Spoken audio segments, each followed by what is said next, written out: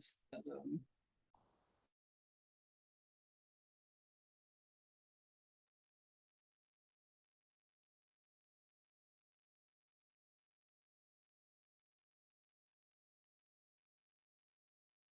of the Benton County Board of Commissioners to order. And we will begin with introductions. I'm Zan Ojero, Chair. Pat Malone, Commissioner. Nancy Wise, Vice Chair. Rachel McInerney, County Administrator.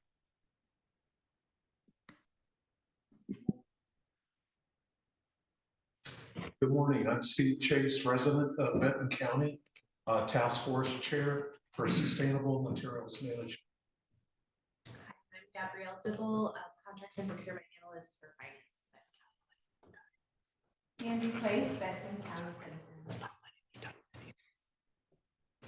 Susan Valencia, Benton County Corvallis Citizen. Christine Rosewell, Population Health and Engagement Manager for the Community. Lacey Molell, Interim Executive Director for the Community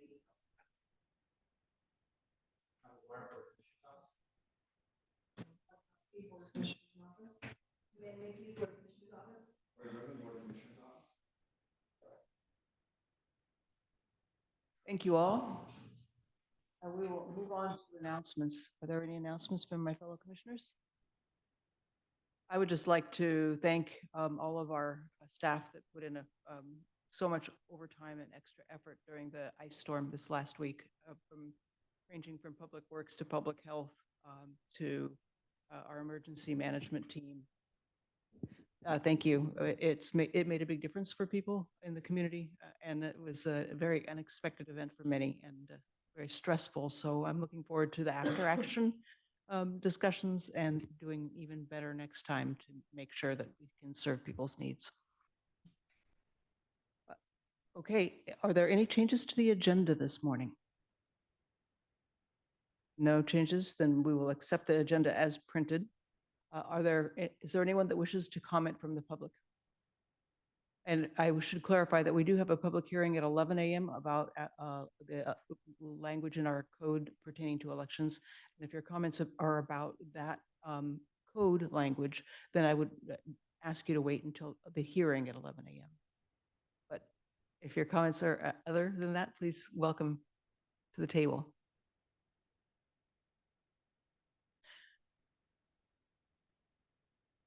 And if you'll introduce yourself and tell us where you live, then that would be great, just for the record. And you have 3 minutes. There is a timer over here that you can see.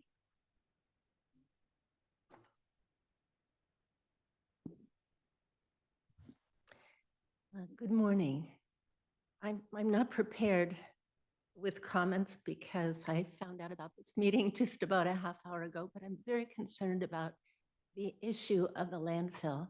I'm Susan Walenza, a citizen, resident of Corvallis. I have passed by the landfill infrequently as I headed to the coast, and for the past months, I've been passing by on a weekly basis, and I've noticed a great increase in the amount of truck traffic. There always seems to be a large truck coming out of the landfill or coming from the other side, from the Adair Village side, crossing the road. The mountain seems to be growing enormously, or seems to have grown enormously from the last time I was there. And last time, a truck pulled out in front of me, frequently pulling out, and the truck, and it was a terrible smell. It was a toxic sort of smell. I couldn't see any identifying information on the truck. I couldn't see, there was no back license plate. It was a great big truck, very big, sort of with a U-shaped bed. And I followed it all the way to Stapleton Road. I mean, that's the way I was going. I had to hang way back to get out of this, the toxic smell. I noticed on my way back that there was a lingering smell from the landfill as I approached it for quite a while. I don't know how long it was, a quarter to a half mile, and also then heading towards Corvallis. I'm really concerned that this Republic is a Phoenix-based company. And with the amount of traffic that I see, that really seems to have increased, I can't imagine that, that this trash is coming from local regions. And I would be surprised that it's coming even from as far north as, I don't know where that would be, Hillsborough. There's such a great deal of traffic. Why are we welcoming into our community? Why is Benton County allowing our precious land, the birds who habitate nearby and whose osprey nests are just, disappearing, and without knowing what cause and I can't imagine even the neighbors. I don't live near the landfill, but why are you making this decision to allow a Phoenix-based company to bring the trash from who knows how far into our county? Please, I'm greatly concerned that the power, as you review the bylaws, the power may become more concentrated in the decision-making power of one or two people. That's a great concern. And I really hope many others get involved at this critical point before the new permit application. Thank you so much. Thank you, and greatly appreciate your interest. Is there anyone online that would like to offer public comment? Looks like Joel Geyer would. Welcome. Yeah, thank you, commissioners. Thank you, Commissioner Algerov. And thank you for this chance to Joel, we can't speak. hear you. You're very soft. We'll see what we can do at this end, and then Hey, I'm unmuted. Can you hear me now? faint. Just a moment. It might be on our end. We're seeing if we can fix it. Yeah. Is it okay now?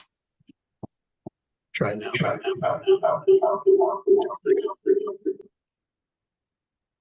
There's feedback there. We can hear you now. Okay, thank you. Yeah, good morning, commissioners, and thank you for this chance to speak. My name is Joel Geyer, North Benton County resident, also formerly a member of the Disposal Site Advisory Council, DSAC. Let's cut straight to the chase here. There are serious problems at Coffin Butte landfill. You've just heard a local person comment on this. And you yourselves have seen the EPA report on methane leaking from the landfill. You've heard the reports of landfill workers. You've received a thumb drive with videos and damning photos from the union. Those show serious environmental and workplace safety problems happening there. From the Trash Talks report, you also know that for a long time, the county has failed to enforce your own conditions of approval. For years, DSAC also took a passive approach to landfill oversight. But briefly, in early 2022, new members started to ask questions. We pointed out factual errors in the company's annual reports and indications of groundwater contamination. We asked the company for monitoring data on how great blue herons, a protected species, abandoned their nests in the first season after they emerged as an obstacle for landfill expansion. Your response was to blame the messenger and shut down DSAC for well over a year. And meanwhile, the development department still isn't enforcing the conditions of permits. Their excuse is that they had a, quote, complaint-driven system, but they've received numerous complaints and they've still done little or nothing. A couple weeks ago, one of you suggested, Commissioner Algerov, that they were lacking staff for landfill oversight. But looking at your agenda today, it seems that they have plenty of time on their hands to fiddle with DSAC's bylaws. They even have time to amplify Director Nichols' false insinuation that DSAC members threatened other members by adding a line in the bylaws addressing that fictitious problem. There have been no such threats by DSAC members. You know that. Director Nichols knows that. His defamatory insinuations should have been retracted, but instead he's asking you to join him in doubling down. You should tell him to drop this falsehood, stop trying to make DSAC into a rubber stamp, and get to work on the real problems with the landfill that our community is concerned with. Thank you for your time. Thank you. Would anyone else like to make public comment? Please.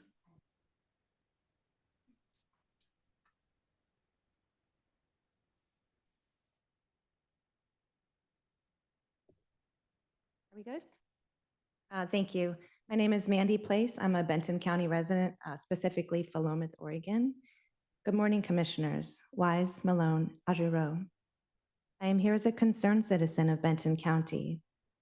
And kind of speaking to what you brought up this morning at the beginning of the meeting, I would just kind of like to open up a dialogue about what happened last week and how things are going, how we might be able to improve next week. So I'm seeking for information to understand from each of you how the county's emergency management response went to support our unhoused neighbors during the ice storm last week.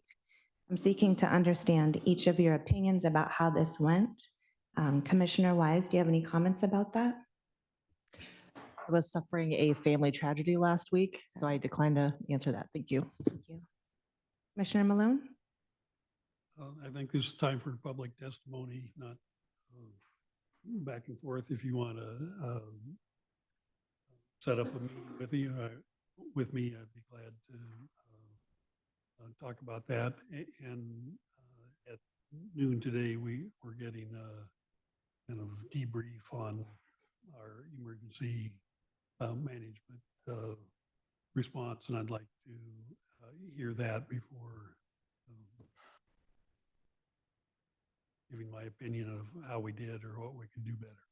Sure.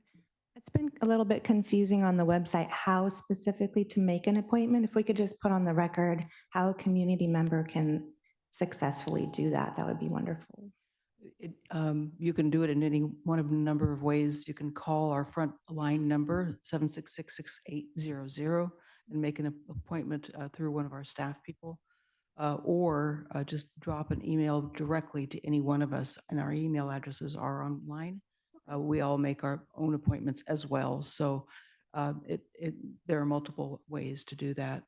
And I would just comment that this is the first emergency episode that I'm aware of where the city of Corvallis was completely shut down and we did not have access to some of the daytime warming that we had in the past. That's the biggest challenge that I see with our emergency response last week when it comes to the unhoused community, but it's not the only one. So there have already been some preliminary discussions among providers and our staff and city folks to try to figure out how to do things better next time, but clearly we need to undertake a process to improve the way we provide that shelter when government facilities are not available. Right. Thank you so much. My goal was to just open up a dialogue. I appreciate it too. Thank you.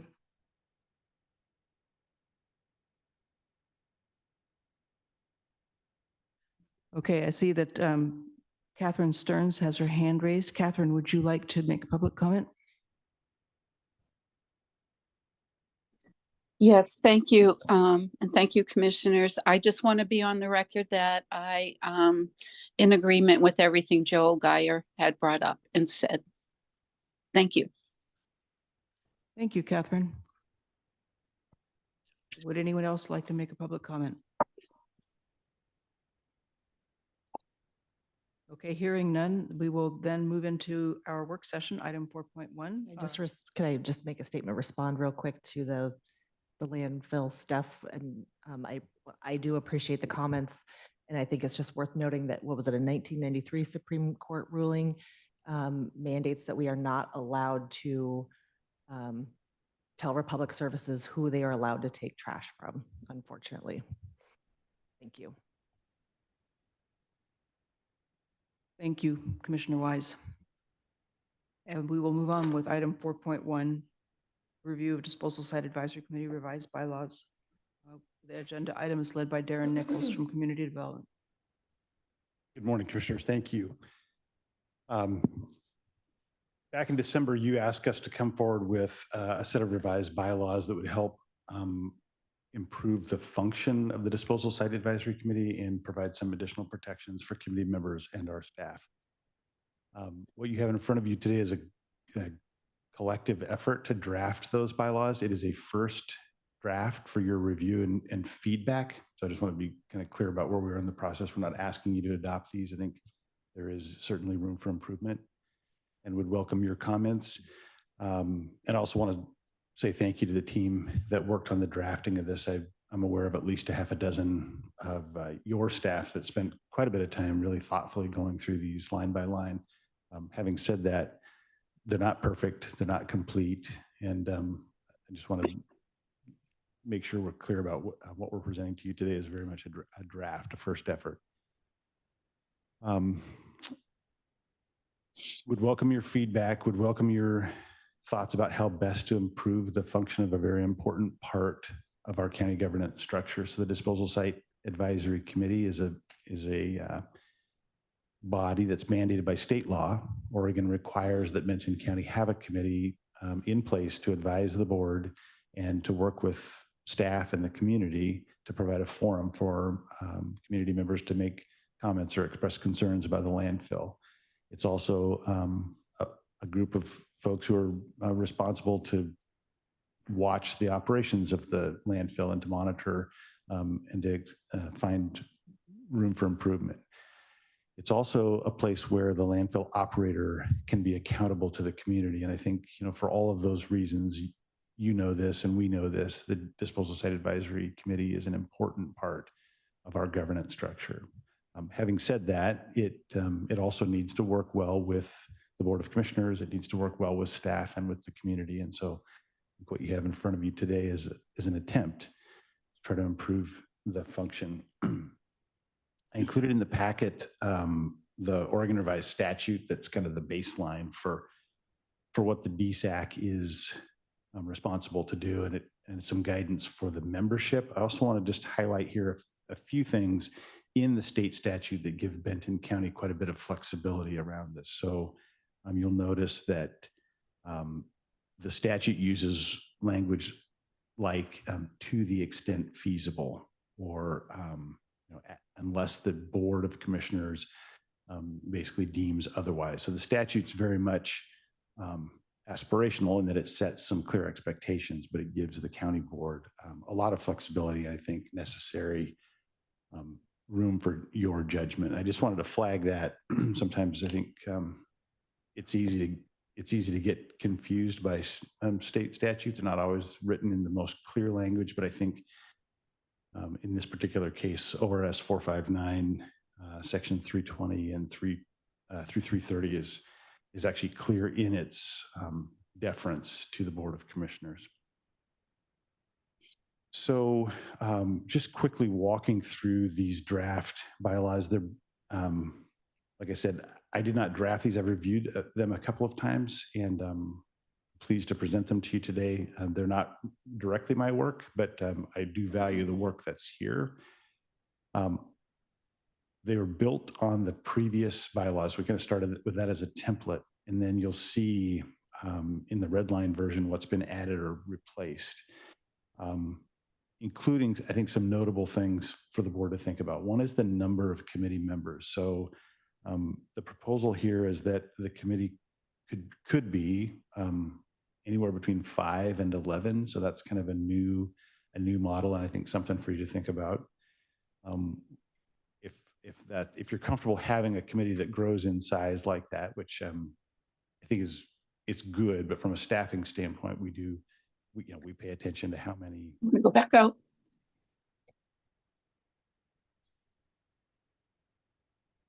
Okay, thank you. Sorry about the interruption. I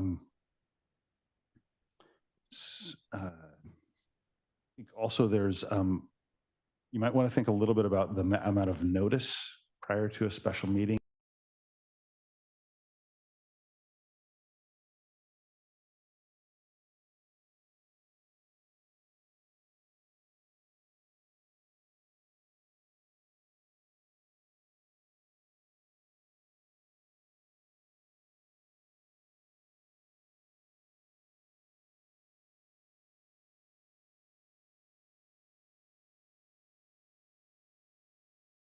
As county employees and as county leaders.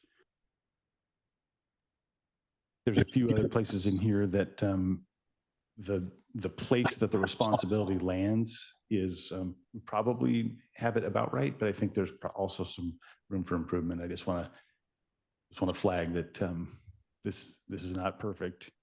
And if you want to provide feedback, this is welcome. Sorry, it looks like we're having technical difficulties. People online said that they can't hear us now.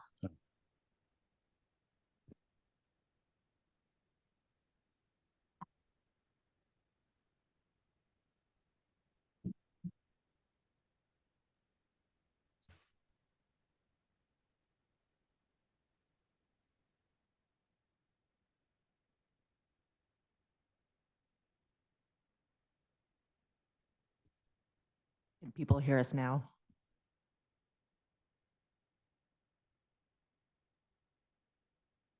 Okay, I see a yes in the chat that they can hear us now.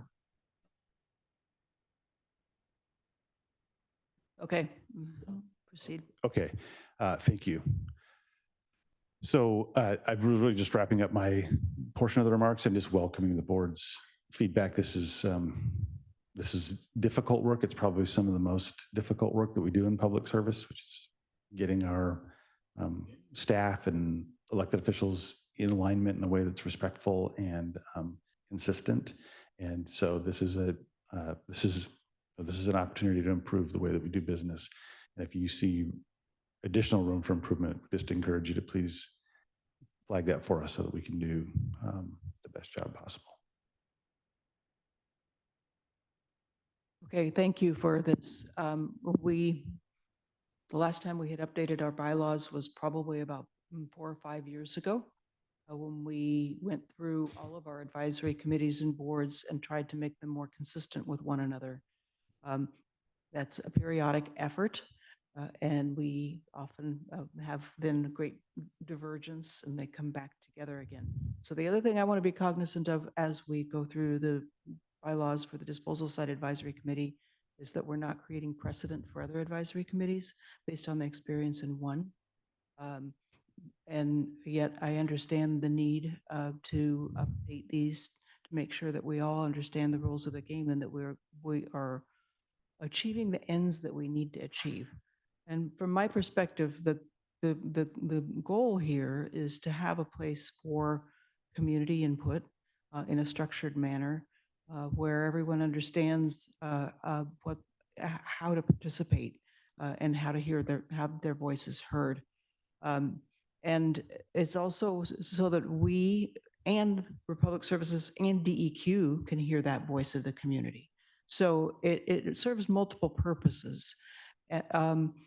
I have to say that I'm a little bit concerned about the fact that this version of the bylaws is so heavy-handed in terms of providing final say to the Director of Community Development, to you or whoever is in your role, rather than sharing that authority with the chair of this group. I'm also aware that we can appoint the chair, but in most of our advisory committees, it is up to the members of the committee to elect the chair. And I think that's a precedent I'm not necessarily comfortable with, shifting away from an elected chair of a community members based advisory committee. The last thing I would say is that I applaud the effort to try and include code of conduct or ethical guidelines, but we don't have any. That's not something, there are no documents that those refer to. I went online on our internal intranet to look for anything like that and could not find anything. So if we want to refer to a code of ethics or code of conduct, or we need to create them. And so it's aspirational at this point in time. And I would then pass it on to my fellow commissioners for their comments. Thank you. So Commissioner Ogier, I understand what you're saying about the chair having more of an active role or say. However, I think back to my experience in other local governments, the city of Corvallis, for example, and the other city councils in Benton County that I have experience attending their meetings. And I can't think of an example where a chair of an advisory body has that sort of final authority, because it is advisory to either staff or the city council or the Board of Commissioners. I guess in my mind, if a group of community members wants to get together, not affiliated with the county and be advocates and activists and do work and, talk about any and every topic that they would like to, that's okay. But if they are going to be doing work for the county, we do need somebody to direct their work. Whether that is the community development director or the Board of Commissioners, I would be okay adding, the community development director or the Board of Commissioners. And that way we could either leave it to the community development director, whoever that is, or say, no, we want this. That's just my 2 cents, and I'm interested to hear your thoughts on that. Okay, I'm a little bit confused. I think what I was suggesting is that that i- in many cases here, the final say is given to the community development director. I think that's appropriate in some instances, but not in every one that's named here. So I wanted to make that clear. When it comes to setting the agenda for the meetings, I think that absolutely has to be a joint endeavor. Otherwise, it doesn't represent the views of the community or the needs of the county and the decision space that the county has to play in.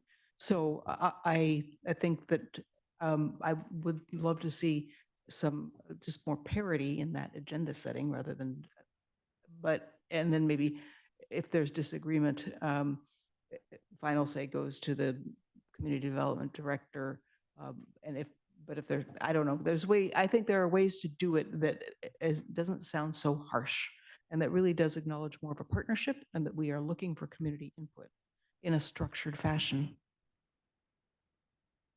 Yeah, thank you for this part of the discussion. I'm just going to read the section that deals specifically with the development of an agenda.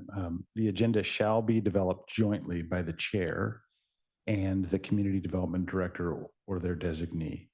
In the event of disagreement, final agenda decisions shall be made by the community development director or their designee. Committee members may add items of business only with the concurrence of the community development director or their designee. And the Board of Commissioners may add items of business at any time. So that's the current language. There's certainly room for flexibility in there. And I think ultimately this committee serves you also. You should feel free to craft the language or give us some direction and we'll bring it back. I'm fine with that language.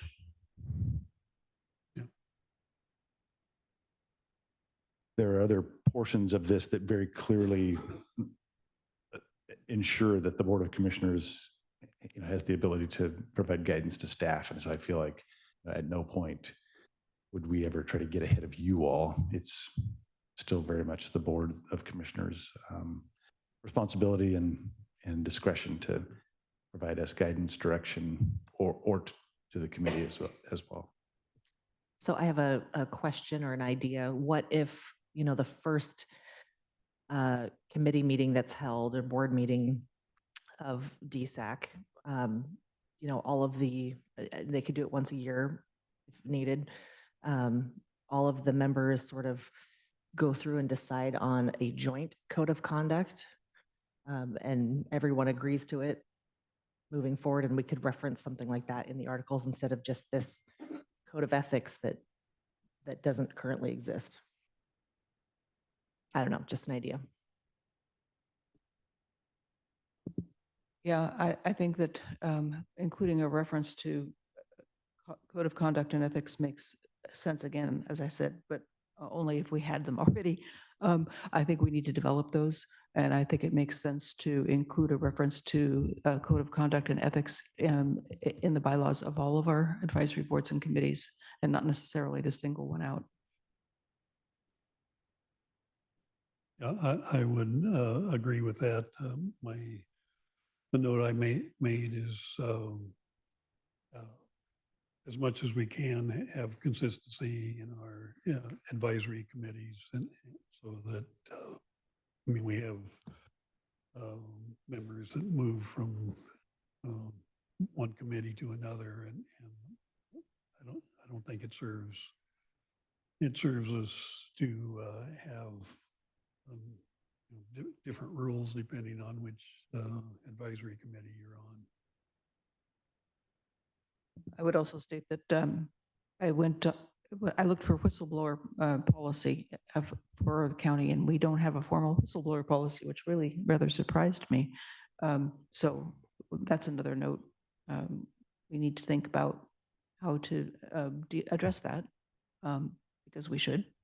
Yes, I totally agree. Although I wonder if there is one somewhere lost in a drawer and we just haven't documented it well. I think that the policies list that's on our intranet, the B, is pretty up to date, and includes several policies that are in process. I think that if it does exist somewhere, it might be in employee policy manual which is about an 80-page document, and that does not get cross-referenced in terms of the sub-elements, and that's where I would look for it. So I would probably turn to Tracy Martineau, our HR director, to ask that question. We can certainly look at that, and I think there's probably some state and federal inspector generals and reports that we can work on. And I think especially many of us would like to know that, especially with our landfill issues, how you can also contact DEQ and EAP when necessary. So, and we can actually help you follow and connect those to report it as well. I was just going to mention too, I mean, when you Google code of ethics for board and committee members, 4 million results come up. So I'm sure we can look at other examples and find something that works for us. I appreciate the effort. I'm a fan of having our bylaws reflect what we actually do, and requires updating because things change. But I assume Vance has looked at this and has had some input. Yeah, yes, he has. Considerable input, or here, I'll give you an easy question. Section 1, 5A, are electors of Benton County. Does that mean voters? That's a little bit of a funny term, or I'm not sure exactly what it means. Yeah, I believe the intent there is for members of the community who are registered to vote. Okay. I would suggest changing that language. I think that electors are also on the presidential election, and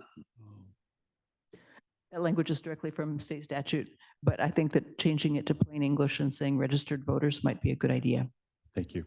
The language is directly out of the statute, but we can be more clear than state bureaucrats, I'm fairly certain. thanks. I would also like to respond to your question about the membership. I think specifying a minimum number of members is probably a good idea.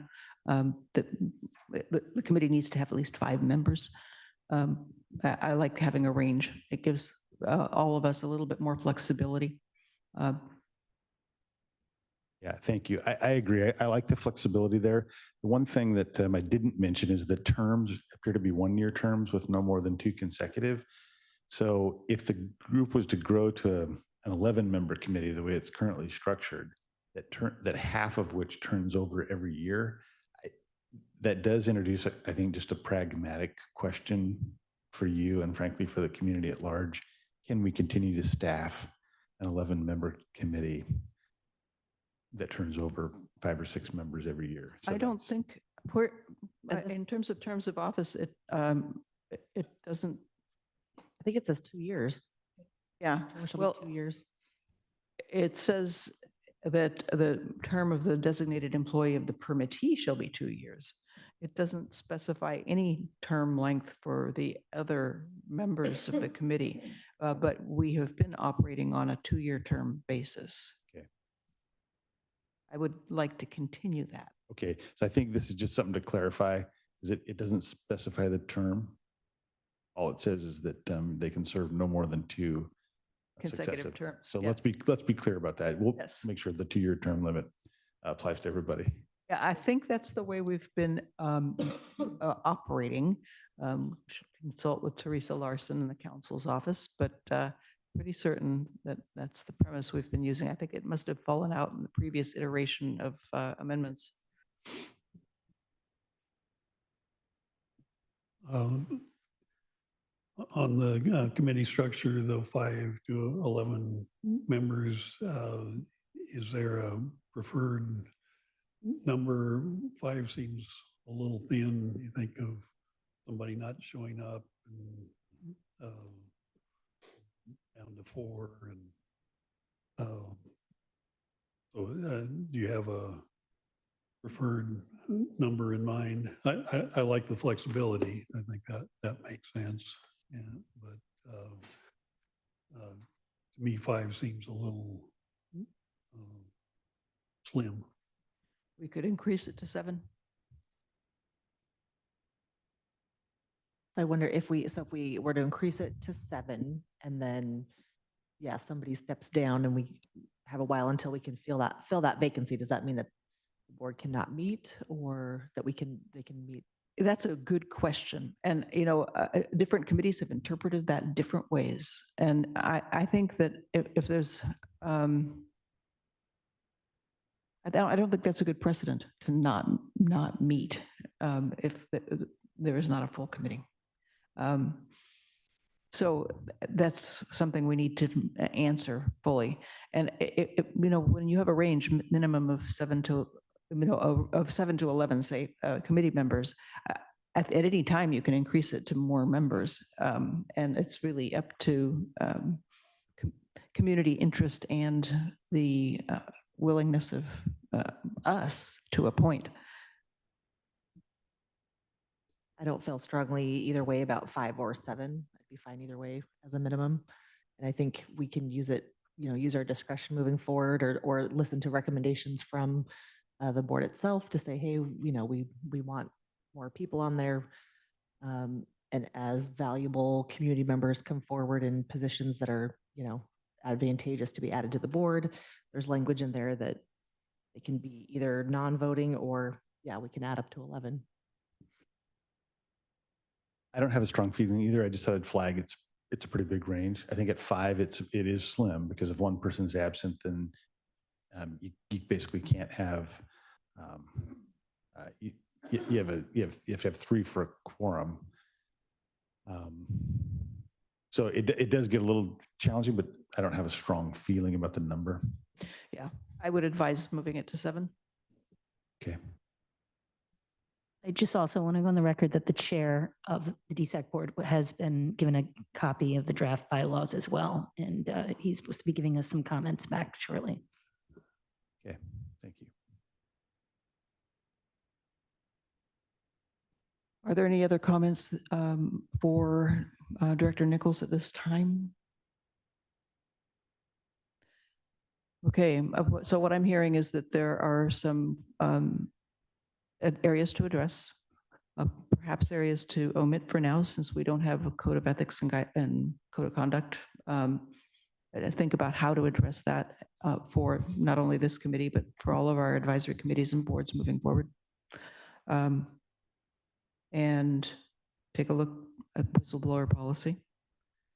And then to take a look at the many instances where it specifically directs the community development director to have final say, and just think about whether every one of those is essential or whether there's a little bit of flexibility there in terms of how it's framed. And that's the one I'm probably the most interested in from the standpoint of precedent for other advisory committees. The goal is to have a joint endeavor, but with clear structure. And I think the most successful advisory committees that I've been on and been liaison to have very clear relationship and specified between the staff lead and the chair. The least successful ones are where that's very muddy.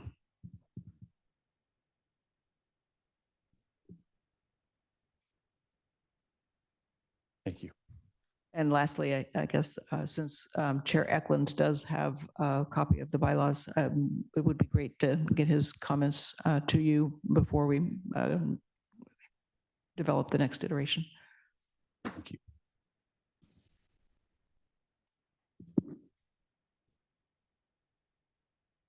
Okay, thank you. Yeah, thank you very much. So the next item is also yours, and Stephen Chase will be joining you. And the agenda is wrong. He's not the DSAC chair. He is the chair of the Sustainable Materials Management Plan Task Force, which is actively in development in order to manage the sustainable, not to manage, but to guide the sustainable materials management planning process. And we are going to get from this trio, including Gabby Dibble from Finance, an update on where we are with respect to the contracting with outside expertise for the Sustainable Materials Management Plan. Thank you, Chair. Appreciate it. And thank you for giving us the flexibility to add Gabby this morning. Very, very happy to have Gabby here. Gabby has been instrumentally helpful in managing the request for proposals process to date.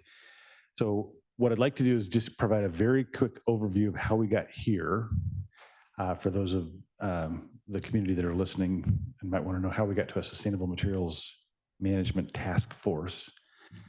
Then give Gabby a chance to briefly describe the process with the RFP to date, give you a sense for where we are with the RFP, and then save the bulk of our time for the task force chair, Steve Chase, to talk a little bit, kind of his reactions, thoughts so far, and enter into a dialogue with commissioners, because I'm guessing that you all have some questions for Mr. Chase or me as well.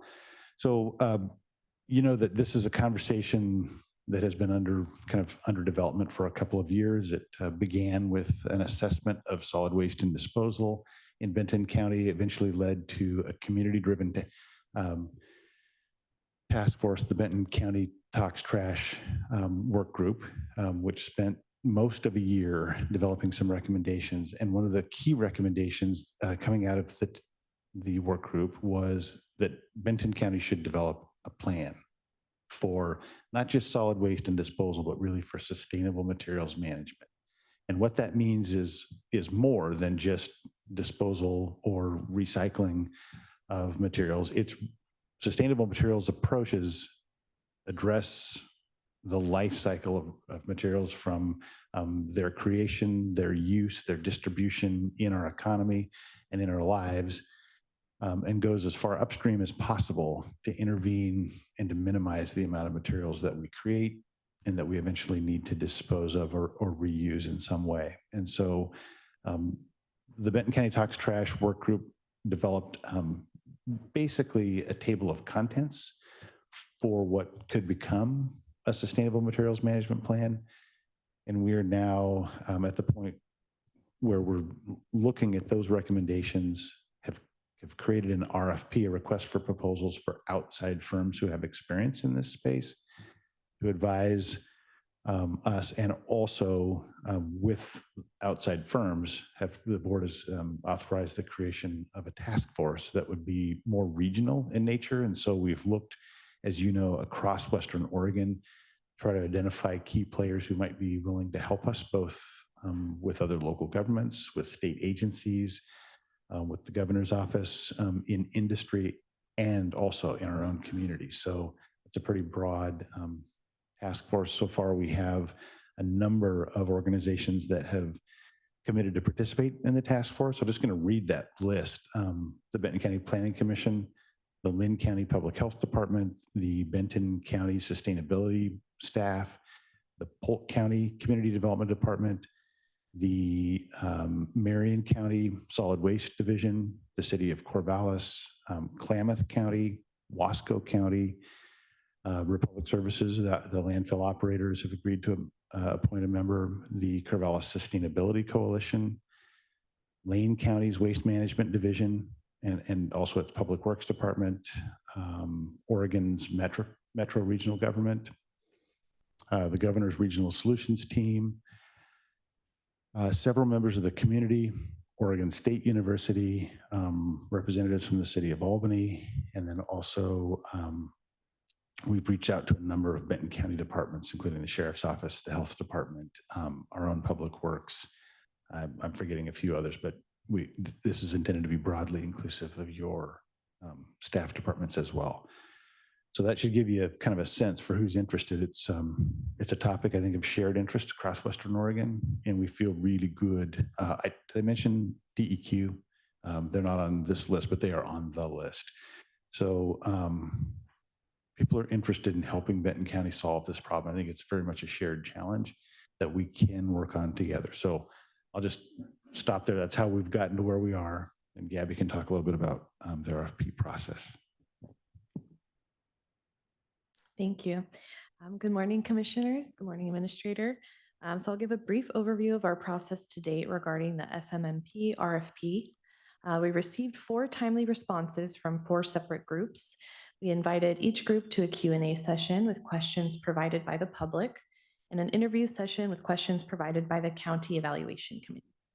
Both sessions were conducted virtually, live to the public, and were recorded. They're still available on our RFP page. Afterwards, the Evaluation Committee completed their scoring independently. We presented the 2 highest scoring proposals to the ad hoc committee chair for his own review. From there, we intended to then present the proposals to members of the ad hoc committee, now the task force, to review and provide a recommendation to the board. The review of these proposals led to further conversations regarding to how exactly the SMMP creation process and the task force may work together.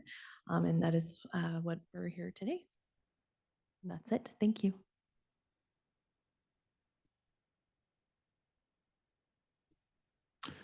Good morning, Chair, members of the Commission, Administrator. I'm Steve Chase.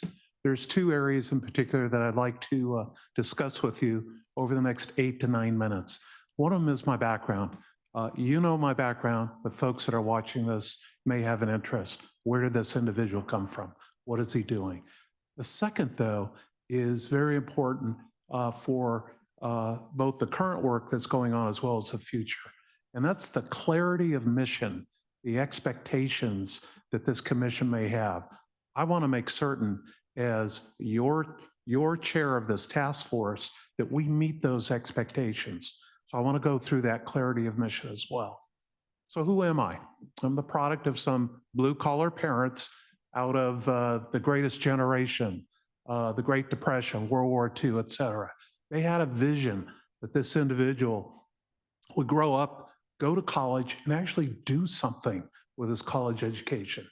I was fortunate enough to go to the University of California at Santa Barbara, where I graduated in the second graduating class of the major of environmental studies. I had an emphasis in constitutional law. Yes, I had an interest in going to law school. No, I didn't. And some would say that's a good thing. Years later, I earned a master's of public administration from the California State University system at Northridge. Now, I was lucky enough to take an internship with the County of Santa Barbara in my last year of my Bachelor of Arts program. And that internship led to 41 years as a public servant in and around the coastal communities of both Santa Barbara, California, as well as Ventura, California. I want to talk to you a little bit about some of the roles and some of the appointments that transpired over those 41 years. There's a lot there. I'm not going to go into all of it, but I was a deputy director of planning and development for the entire county of Santa Barbara. I was the zoning administrator for the entire county of Santa Barbara. I was the executive officer of the County Planning Commission and the Montecito Planning Commission.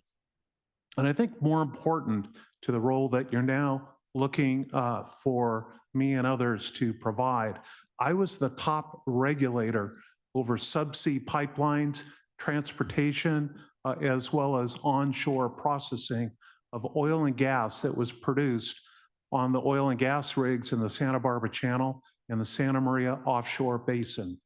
It was a heady undertaking, It was an undertaking that not only dealt with national policies, but it dealt with breaking down federal and state practices and having a more rigorous inspection program. So we didn't have spills in the channel, and we didn't have hazardous events on shore at the various facilities that ultimately processed that oil and gas.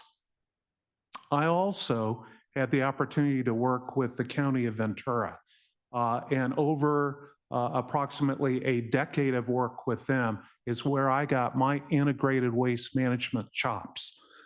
It's where I had the opportunity not only to serve as a staff planner, as a department head, but more importantly, as an appointee to be part of the staff of members of the Board of Supervisors.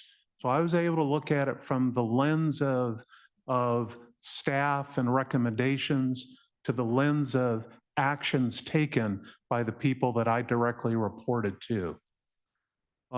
During my career as a staff planner, we closed a major oil and gas refinery at the base of the Ojai Valley.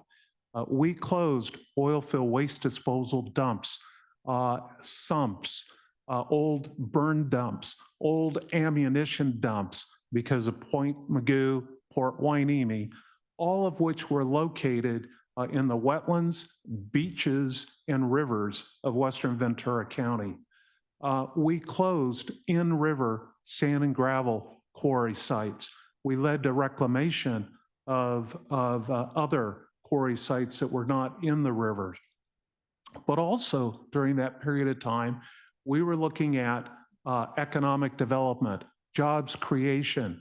If we're going to have a displaced industrial economy in that area, what are we going to do in terms of our future strategically of encouraging jobs to be retained, maybe converted, but retained, and more jobs to come about, and have a thriving economic development platform for Western Ventura County. I was fortunate enough to be appointed as the City of San Buenaventura's first environmental coordinator. And there I ran the recycling office. I also grew in that role into chairing a number of staff and regional committees in terms of resource protection for our beaches, our rivers, our marinas, our wetlands, our hillsides. During that period of time, I rose through the ranks of the City of Ventura to become the assistant to the city manager and ultimately to become the deputy city manager. My background involves being executive officer. It also involves being the staff person at the front counter. It also involves being actively engaged outside of a staff role instead of working with elected officials, reporting directly to those elected officials. Having said all of that, I want to move now to clarity of mission. And this is really important to me, and I think it is as well for you. In late November, you appointed me as chair of a task force yet to be formed, but you laid out in your minds what your set of expectations were for that task force. I have literally read hundreds upon hundreds of pages of material, everything from the trash recommendations and some of the underlying reports behind it, all the way to the very legislation in 2021 adopted by the state of Oregon that created the Recycling Modernization Act. I have followed the video presentations that the State Department of Environmental Quality has produced as the state is looking for policies to come forward and some set of rulemaking to come forward that brings the Recycling Modernization Act alive. A lot of that deals with the upper end of the waste management stream, in essence, the production of materials, the producers of materials. That's brilliant. Not many states have done that, but the state has really given a down payment to the people of Oregon in the sense that they're looking at, as Darren pointed out, the entire life cycle of this stream, from production to use, to recovery, to reuse, and ultimately the end state of these materials. A lot of what's gone on in our nation since I was a little recycling office manager some 30 years ago to today, a lot of the innovation that's come forward has come out of the auto industry, quite frankly, has come out of the aeronautics industry. So we have both, if you will, a Great Lakes set of examples to pick from, and we have a Pacific Northwest, particularly state of Washington, set of examples to take as it relates to the production of these materials all the way to their end state. And having said that, and analyzing all of this, I've really come up with what I think are 5 missions and some expectations that you have of this task force. The first is to provide Benton County and Western Oregon with a plan of action that fosters legislation, rulemaking, authority, and funding that's in support of this life cycle notion, sustainable materials management. Again, action that fosters something, real results, legislation, rulemaking, authority, and funding. In essence, what you're looking to do is to take the Recycling Modernization Act and bring it alive, and particularly bring it alive here in Benton County. It has regional implications, and we'll get to that in a minute.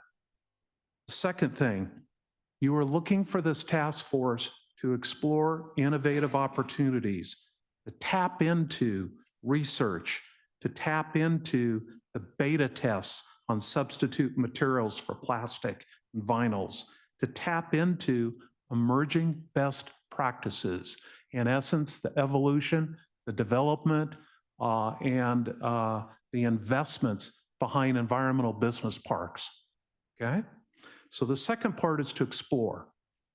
The third part is to examine this entire waste stream within the framework of the entirety of Western Oregon's economic development, jobs creation, and jobs retention efforts. If we are to become, and this is a big if, with the closure of other facilities, Western Oregon's only regional landfill, brings us to the fourth issue. What are our options that are out there?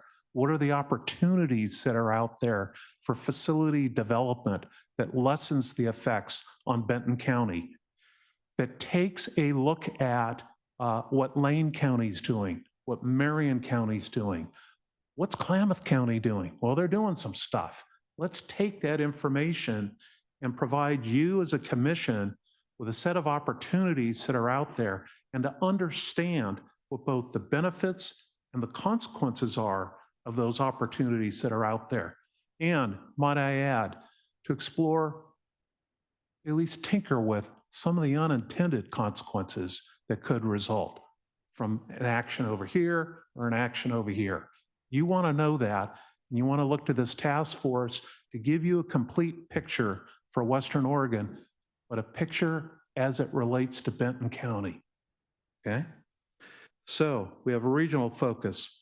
The fifth thing is to address how Benton County can be good stewards of all of this ball of information, and how Benton County can be a good steward of what it can control within the context of that Thriving Communities Initiative, within the context of the county's economic development platforms and jobs retention and jobs creation platform. Things change, they evolve over time. You're asking of this task force to use that as a framework for the work that it's to conduct. Things happen of strategic importance, almost at the pace of a very slow glacier. But I want you to know that down underneath that glacier, there's a heck of a lot of work that's going on right now.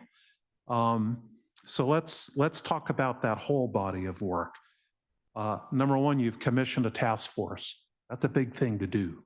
You've appointed a chair, me. You've drawn the interest of Western Oregon, as Department Head Nichols pointed out. You've issued an RFP for expert consultants. And the consultants that you've issued this RFP for really have three charges.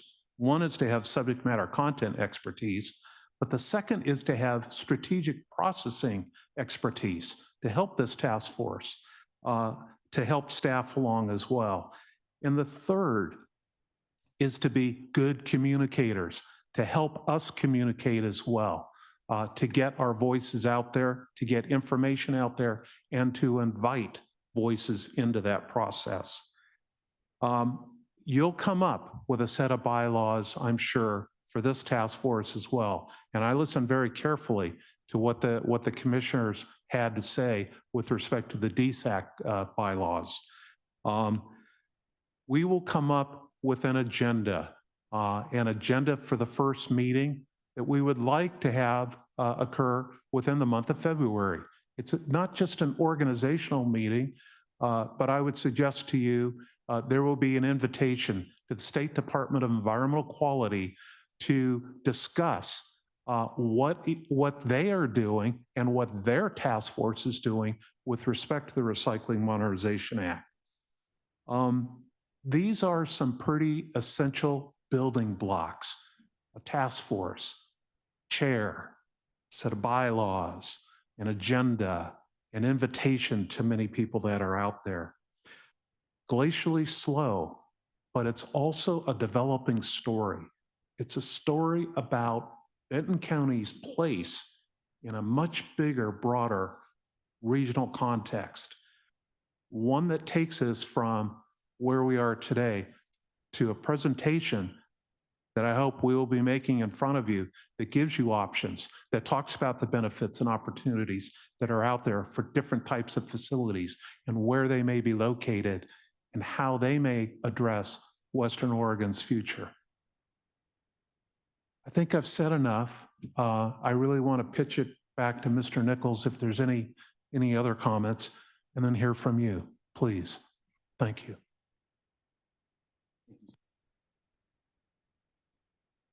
Thank you, Steve. I don't have anything to add necessarily, except to say that the size of this work is really big. It's complicated. We've known that really since we got started.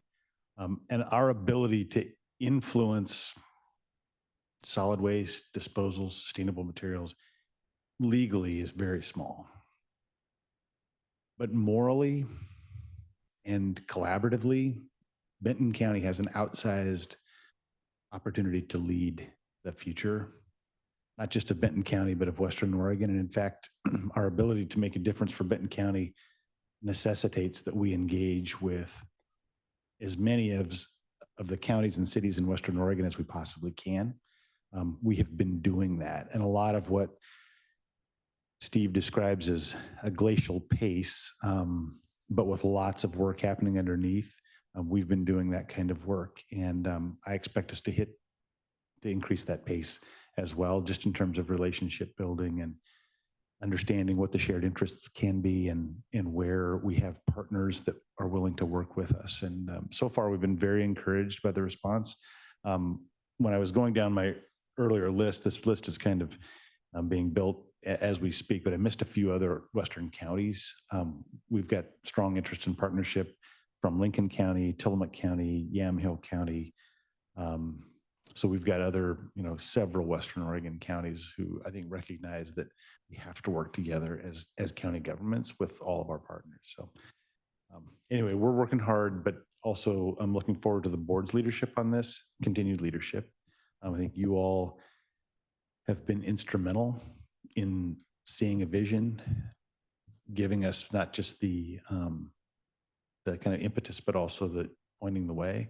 And just as we move forward, we're going to need this board to continue to stay out front, leading, engaging with your colleagues at the county and state level. Yeah, so there'll be plenty of work for all of us going forward. Go ahead, Commissioner Wise. Thank you. I appreciate all that has been said and shared today. And I think that we do have the will and the determination to be leaders in Oregon. And I think that going through this process is going to better document the barriers that we face and all counties face. I mean, right now, any of us can talk about how frustrating the landfill situation is. You know, this piece over here, we want to influence, but that's regulated by DEQ and we don't control DEQ. And this piece over here, you know, how is the EPA playing? It's so complicated and there are so many barriers to addressing issues. You know, those barriers are present in every aspect of the waste stream and how we are trying to operate. So I think that having an actual process and a plan is going to demonstrate, I hope, for the state, the areas that we need the most support in. Commissioner Malone. Yeah, Steve, I really appreciate how well prepared you were this morning and kind of lay out the where we are. As you were presenting, I was thinking, I'm pretty sure this was one of our original 3 questions, and that's, well, will there be another landfill in Western Oregon? And I think we got an answer back from DEQ, and well, there's no statute that says that that's not possible, but I'm a big fan of trends. And I think something like 30 landfill disposal sites have been closed in Western Oregon in the last few decades, and none have been opened. So I think that emphasizes how important this facility that we have is, and make sure that going forward we're doing the best job of keeping materials out of the landfill, recycle, reuse. It's nice to have the Recycling Modernization Act kind of wind at our back to try to figure out what this facility should look like going forward. So, and I would love to see the extensive list of partners that you've developed. I think that shows how serious we are about this effort, and that it's not a small question, and just kind of alerting our friends and neighbors that we are having serious discussions, and would you like to be part of this? And sounds like we're getting a lot of yes, we would like to be at the table. So I think that's a encouraging start. I would like to say that I appreciate the clarity of your presentation, and I just wanted to reiterate to make sure I'm understanding. And I think I'm going to reorder your items just a little bit for my own purposes. As I understand it, the end goal, the outcome is that plan of action for sustainable materials management, not only for ourselves here in Benton County, but regionally, in order to lessen the environmental footprint of that waste stream on not only Benton County, but on other counties as well in this ecosystem of materials and waste. So the first item of business then is what you would described as the third component to examine the waste stream and interaction with others in this ecosystem. I'm coming from that um, natural science and geography background. That's the way I like to think of things, is in networks and systems.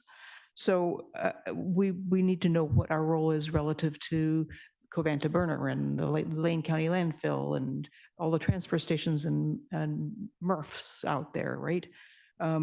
And then what can be extracted from that waste stream, what has value. So that leads directly to the innovator element, the tapping emerging best practices. So I see those things as happening kind of in tandem.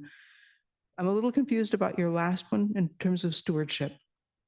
I understand that we want to make sure that we use our Thriving Communities 2040 initiative as the lens, and that we want to look at any kind of strategy or recommendations in this plan of action from both an economic standpoint and an environmental standpoint.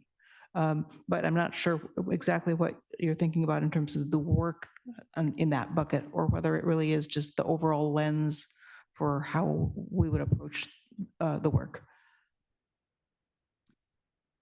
Thank you. In response, it's an overall lens. I think it's an important challenge. We not only push ahead, but as we're pushing ahead, we are mindful and sensitive to all the other elements that you as a commission and the former commissioners have brought together to help guide us. So context, Thriving Communities Initiative provides context as one example. And there's others that are out there. Overall, I really think you hit the nail on the head there. It's a contextual thing. Thank you. And so my next questions are, how are we going to get there? Who is the contractor that's going to help us? Well, thank you. We don't have, Benton County's got a good team, but we're small. And we've known from the start that this kind of a project is much bigger than our staff capacity. So that's why we've gone out not only for subject matter experts, but also just to add capacity. We put the Benton County Tox Trash Work Group put together the framework for an RFP. And then, there was an interim work group, a subset of the Benton County Tox Trash Work Group members who helped write an RFP through the summer. And we greatly valued their insights, their input, and their recommendations for the RFP that went out on the street in September, following the board's direction. At that point, I think, Commissioner Rojo, we were asking very much the same question: who would respond to this RFP, and also who has the expertise? This is not easy work. No single firm or individual has the kind of full complement. So we encouraged in the RFP, we encouraged responders to assemble teams of experts that could do all of the work, both the kind of technical analyses, but also the communication, the convening, the legislative strategy that's needed.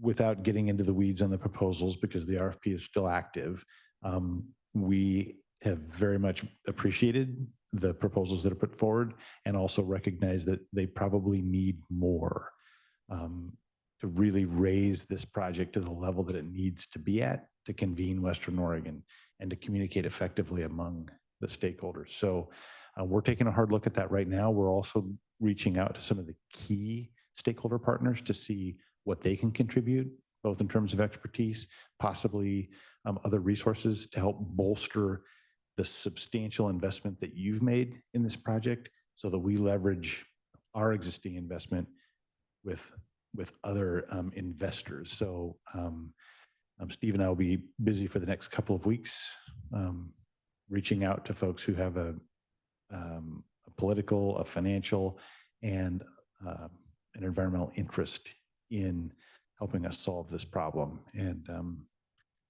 then seeing if we can attract some of that additional expertise to help with a higher level coordination. So you ask a question, who? I don't know who exactly at the moment, but I knew that there are a handful of firms out there who help regions like ours solve complex problems like this. That's a conversation for us to have over the next couple of weeks. I'm sorry, just so to clarify the RFP we did, you said we got some applicants, so we did or did not select any of those applicants. We have 4 proposals that we're actively considering. An internal staff committee scored those. So you're in the process still. We're still in the process. Thank you. Thank you. Yeah. So the next steps, as I understand it, are to reach out to potential colleagues that would participate on this regional task force as possible co-funders of the work to make sure that we have the resources we need to do this right. And that the second item would be to do some investigation about who might lead on the kind of the formation of that strategic action plan and community engagement. That's correct. Okay. I'd like to add and report back to you, the commission. Yes. As your task force chair, I view sort of this structure. I report back to you. Everything I do is in consultation with the community development director, particularly as it relates to logistics. You're looking for good meeting management from me. You're looking at a focused direction in our agenda and the results of each meeting. What you are particularly looking for progress to be made with this continuum reporting back to you. That'll come from me to you in consultation with your director. I see a lot of heads nodding. Sounds good. So we'll see you in a few months, Mr. Chase, correct? Oh, I hope you see me before then with some Yeah. good answers that demonstrate stewardship by a lot of parties to get this thing going and into the works and done. Yeah, I think that might be aspirational to have a first meeting in February, but I think that that's great. I would like to hold us to that because that would assume that a lot of this other work is well underway. So I would hope that we would have a report back sometime mid-February. If you can give us to late February, I'd appreciate it because I have a date in mind and I'm actively involved in delivering, hopefully, the State Department of Environmental Quality very first meeting to give us an overview of their activity. Late February it is? Thank you. And I have a request. Since we didn't have anything in the packet, would it be possible to get just a high-level outline of the information that you gentlemen presented for us today? And I, of course, don't mind aspirational. That's great, but I also like practical. And I understand it's doesn't have to be set in stone, but just sort of tentative dates and just some of the stuff that you outlined. That would be very helpful for me. Thank you. Timeline, yes.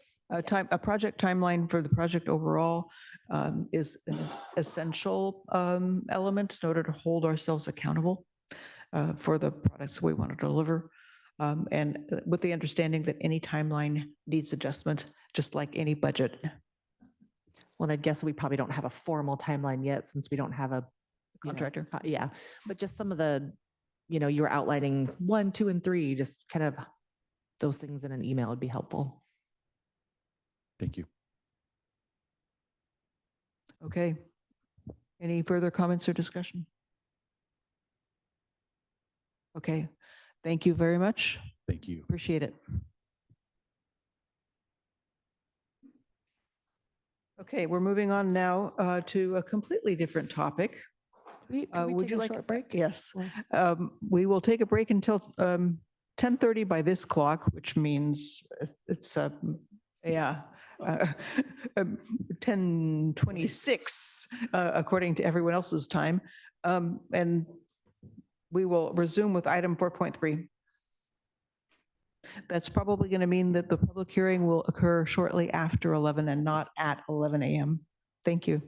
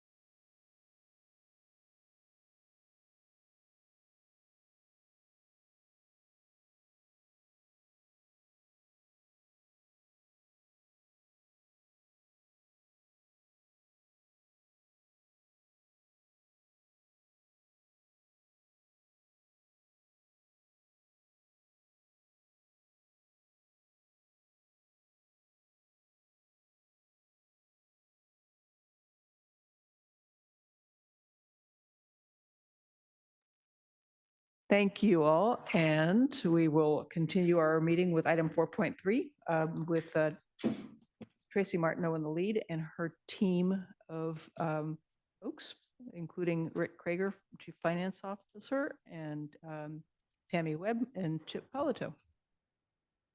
I'm probably not pronouncing that right, so. It's Polito. Thank you. Polito. Thank you.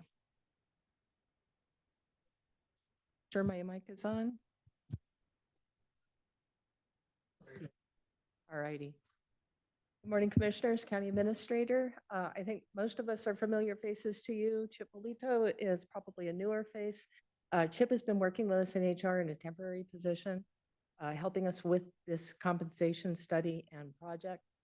Chip's background is in compensation. He worked in the public sector for the Port of Portland as a compensation analyst and went on from there to work for a global consulting firm on compensation.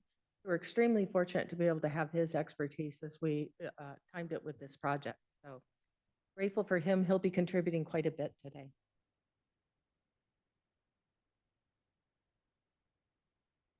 We're going to just be talking to you about the kind of the background of the study, what the components of the study were, what was analyzed, how jobs were analyzed, what the outcomes were, how those outcomes translate to salary ranges.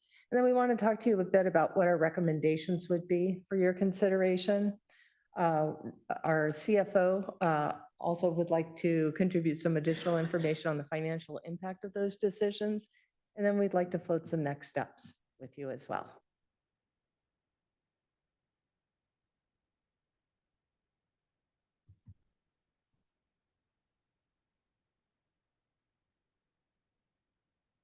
So the background of this study, as you know, we partnered with Gallagher, which is a consulting firm that we have used previously since the time we implemented the new classification system. They were able to provide some data for our benchmark jobs. The focus of the study was to look at those benchmark jobs that are representative of county functions and levels. And by that, we're talking about jobs at each level of our classifications that are widely found in the market where we can find data and that are representative of that level of job. And then from that, we're able to take a look at what the market data is and determine whether we're competitive with the market data or not.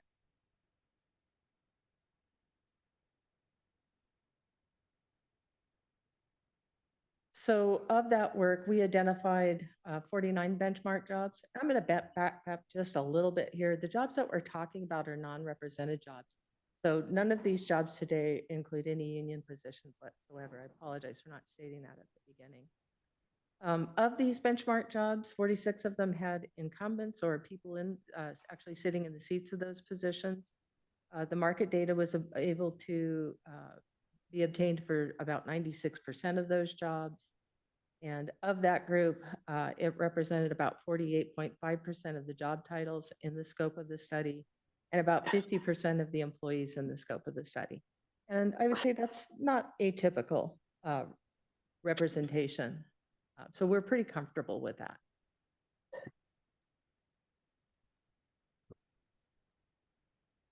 This slide identifies the sources of the salary survey data. I'll just go through these really quickly. Willis Towers Watson is a commercial study that is widely used in the comp world.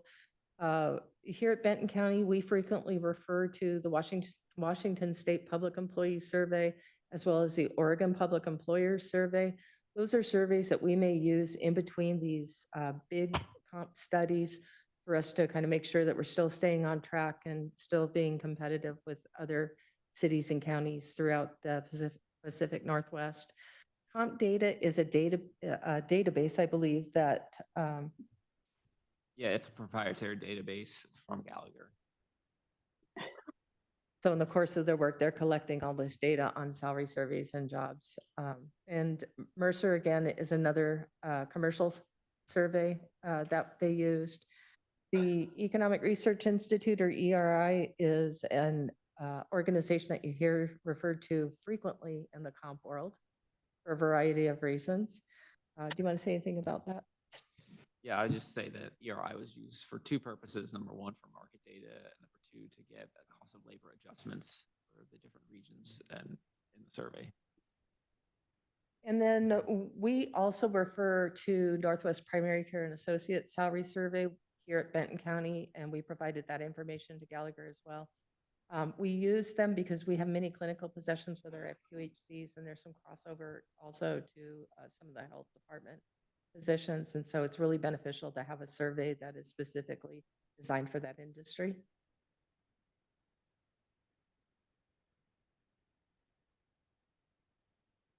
So I've already mentioned the surveys that we use here locally in Benton County.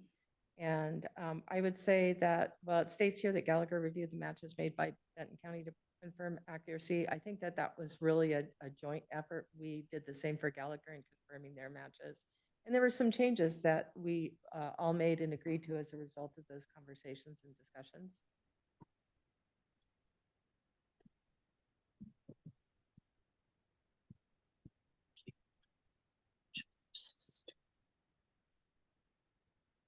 So Chip, do you want to talk a little bit about this? So there's a couple of points I think I'll make. First of all, to go back a little bit on the public sector surveys versus the private sector surveys. So and this is sort of categorized as custom and published surveys here, but where there was data across the surveys, there was a weighting of 50-50 of the public sector data and the private sector data that was coming from Gallagher. During the review of the job matches, the expectation is that the consultant is going through. The expectation is that the consultant is going through and looking for outliers in the data. Now, sometimes outliers may actually happen for a reason and be okay. And in those cases, you determine whether it should be included in the data set or potentially, which we did with a few jobs, to move them into another pay grade in the structure. And we look to the consultant to eliminate any data that may not make sense. For example, looking year over year at data to see if there was a significant increase or decrease in the results or in the number of participants that are submitting data for the survey. So those could be anomalies, and then those are thrown out. And that's a standard practice in compensation studies. I would just add to that you'll also see on this slide that geographic adjustments were made, and we used a geographic adjustment to the city of Portland area. And the reason behind that is based on the cost of living of Corvallis versus Portland. We're very comparable to the cost of living in Portland. And frankly, the data is better for a metropolitan area of that size.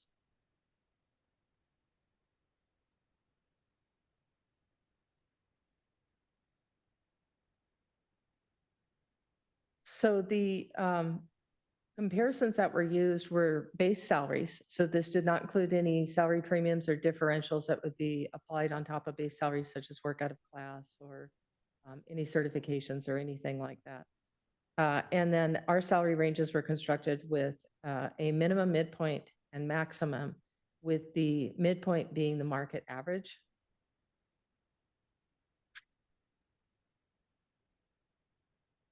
Next slide.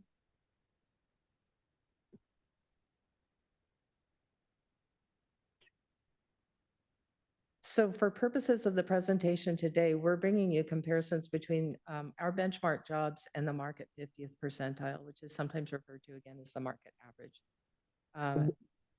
There's information in a couple of minutes later in our presentation about how we rank against those percentiles that I think will be very informative for you. But I kind of wanted to stop here and see if there were any questions about how that comparison works. Wanted to clarify one point too. The 50th percentile would be the market median rather than the average. Thank you. I just have a quick question, Tracy. When did we first engage with Gallagher to start the study? How long has it been? We engaged with Gallagher in February. Almost exactly a year ago, yes. It's been a long road, and unfortunately, Gallagher is suffering from many of the same experiences that many organizations are suffering due to staffing shortages and turnover. Is there any concern on your part that the data are a little bit stale already because of the long lead time? So the data, while it may be a little bit stale, in this process, we age the data using an annual aging factor, which is typical in this practice. So everything has been aged to January 1st of 2024. Thank you. So this next slide just explains, what the positive and negative symbols before the numbers mean. Positive being basically that we're over market, negative being that we're lagging or behind the market. And then the second set of bullet points here is general compensation principles about whether or not you are competitive with the market based on what your variance is.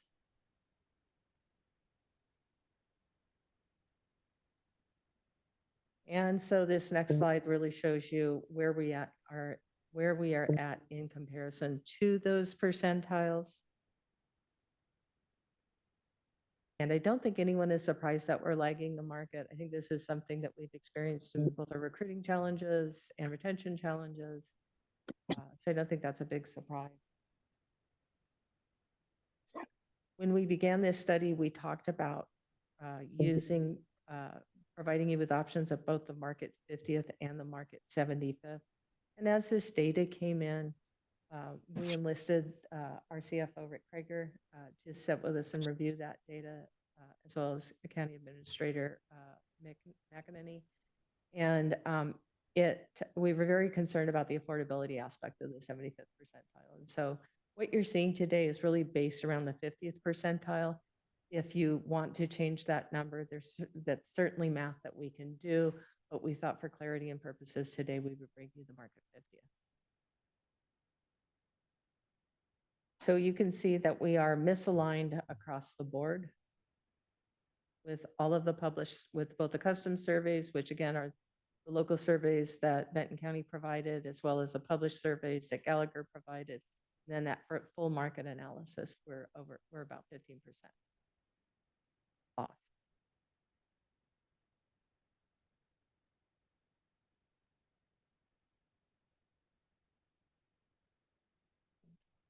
Sure.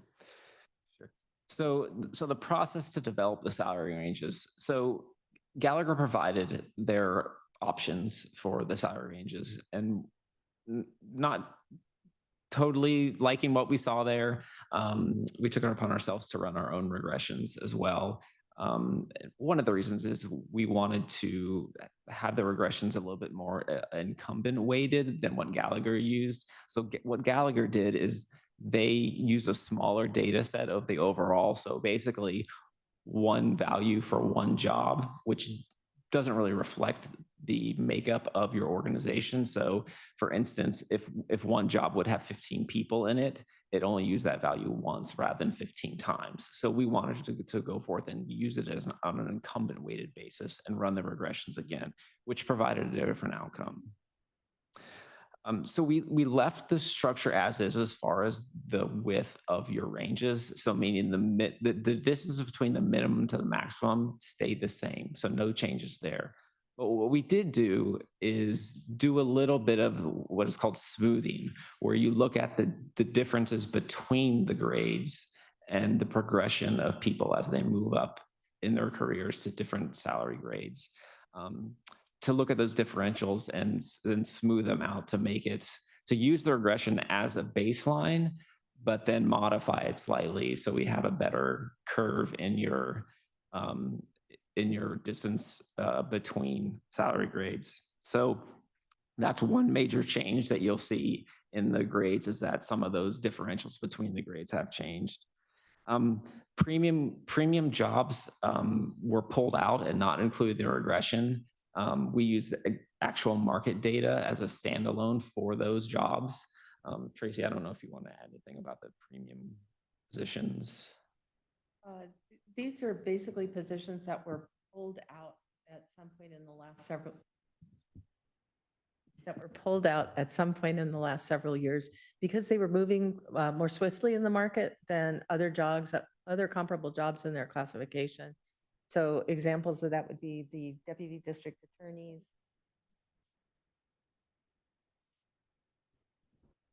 The physicians are at a premium rate. I think that's primarily it for our premium rates. Yeah. But that's the reason behind the setting of the premium rates. Yeah, and with the inclusion of those premium jobs in our regression, it would cause this roller coaster effect because you're jumping up and then jumping back down to different grades.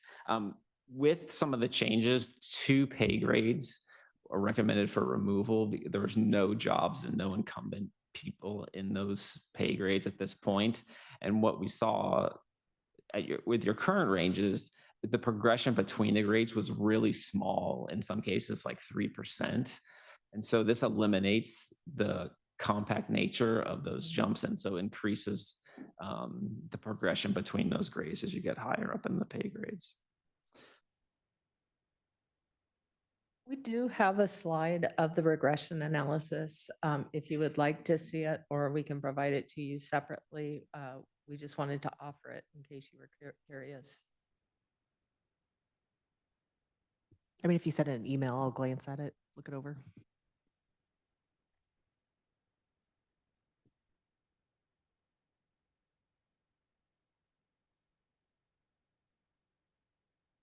So that brings us to the recommendations that you have in front of you. Again, Rick will weigh in on the financial impact of these recommendations here in just a moment. But we are recommending that we anchor our ranges to the 50th percentile, and I will correct my word there, market average to market median. Thank you. We recommend that we go back to dividing the ranges into 12 steps for clarity and the ability to be able to predict what, for our employees, what future salary looks like. This is something we've received a lot of feedback on since we converted into percentage-based increases. That people found it very, very confusing. It wasn't predictable. They didn't know where they were at in the range. And so in conversations with the consultant also agreed with us that they thought that that was a logical step for us to take. So we are recommending the salary ranges be divided into 12 steps, and that we use steps 1 through 9 for annual increases. And I'll be bringing more information back to you for the use of steps 10 through 12. The concept behind that would be to use those steps for high performers and to be able to better outline some specific criteria for what constitutes exceptional performance, and use those steps for that purpose. I would say there are a few employees in the implementation process who will land on steps 10, 11, and 12. I think that from our perspective, we would be okay with that given the circumstances and the way that we're implementing. But again, I'd like to bring you back more information on that in a conversation that we could dedicate to performance pay. The last recommendation here has to do with law enforcement supervisors or their command team. There have been many conversations in a variety of venues about concerns about compression and ability to retain and attract high quality performers in the sheriff's office due to compensation. And what we propose is treating them a bit differently than how we are recommending you treat other non-represented employees. And basically what this would mean is for the command staff is to take their current position in the current salary range and place them exactly in that position on the new salary range, which is different from what we're proposing for the others. And the reason for that is that that will create a distance that is very reasonable, both between ranks within the command structure as well as with the deputies. And I think here's the issue that we have heard about over the last several months. And I've had conversations with Sheriff Van Arsdal. I believe he's on also. If he would like to make a comment, I'd welcome any input or any take he would like to share with you. Thank you, Tracy. I appreciate that, and I appreciate the work of everybody at the table. Yes, as we've discussed, gosh, since last budget season, the compression between the sergeants and top step deputies. I have sergeants that make less than top step deputies, and so my concern is just that compression and trying to find, entice qualified folks to promote up through the ranks. So anything that we can do to address that is appreciated a great deal. Thank you very much. Thank you, Sheriff.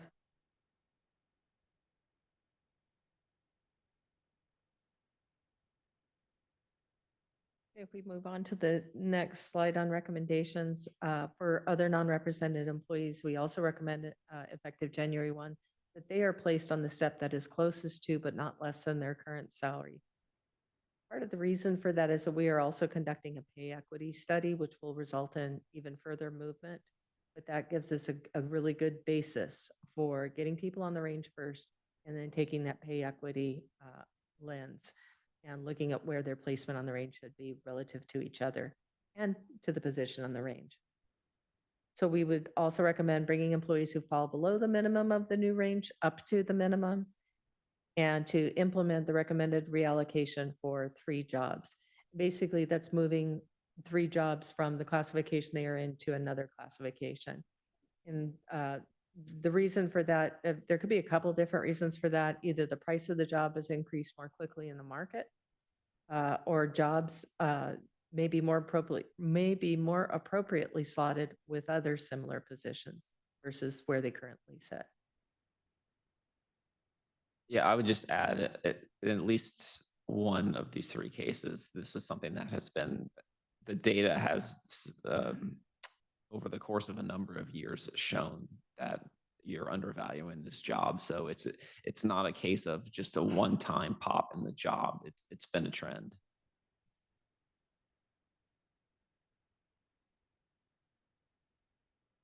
And now we get to the financial impact. Mr. Krieger, would you like to talk about? Great, thanks, Tracy, and good morning, commissioners. First of all, I just want to recognize the work of, I know I'm one of the 4, but it's really these 3 that have put a lot of huge effort. Especially want to compliment Chip. He's certainly been a great help from a financial standpoint and doing a lot of the analysis that oftentimes we typically dive into, but he's been just terrific to really help us put this financial impact together. So just first of all, to talk about specifically what the actions that Tracy had just went through, the 1 through 6, and then I know we'll have a phase 2 that we'll talk a little bit about that could have other financial impacts in the future. But for now, specifically to the law enforcement piece, you can see that is approximately 600,000-ish impact that you see here. Those are the first 2 items, bringing all of our law enforcement folks into the current comp ratio status. So really that's a larger impact to being able to do that. And then of course, bringing all of the folks, the 31 employees listed here, to the minimum, that's about a $346,000 impact. And then finally, all others aligned to the 12 steps would be about 145. So all in, this is little less than $1.1 million. I do want to make a comment here. This is salary that you're looking at here. So total impact, we are looking at approximately 1.5. And I say approximately because it varies. What has to be attached to this is those other payroll costs, the largest piece being PERS. So, obviously everybody is in a different place where they would fall in PERS. And so those rates change. But again, I would say maximum impact that we're looking at is about a 1.5. Now, again, that is a one-time impact that occurs that puts everybody back in step. And then we get back into our regular routine. Clearly, there will be adjustments that we'll have to make from a budget standpoint because this is a different step system versus a pay for performance. But for the most part, the large impact that we would see from this action, if approved by you all, would be approximately 1.5. I know your next question is probably, affordability. How would we go about implementing that? Our first step is going to be look very closely at our budgets right now. So one of the things that I have mentioned, as you all know, we modeled management increases into our budget, again, based on the ECI. One of the things I think you'll see here later is that this would put us in a place of essentially addressing the ECI that we would typically look at in July. So again, there are some built-in anticipation of this happening. I will tell you, it's not all of this that it would cover, but at the same time, what we would do is look at every department budget and see the impacts on this and see how that is comparing up to the budget they're at right now. I can share with you, and I'll share more with you in February when we do the financial review.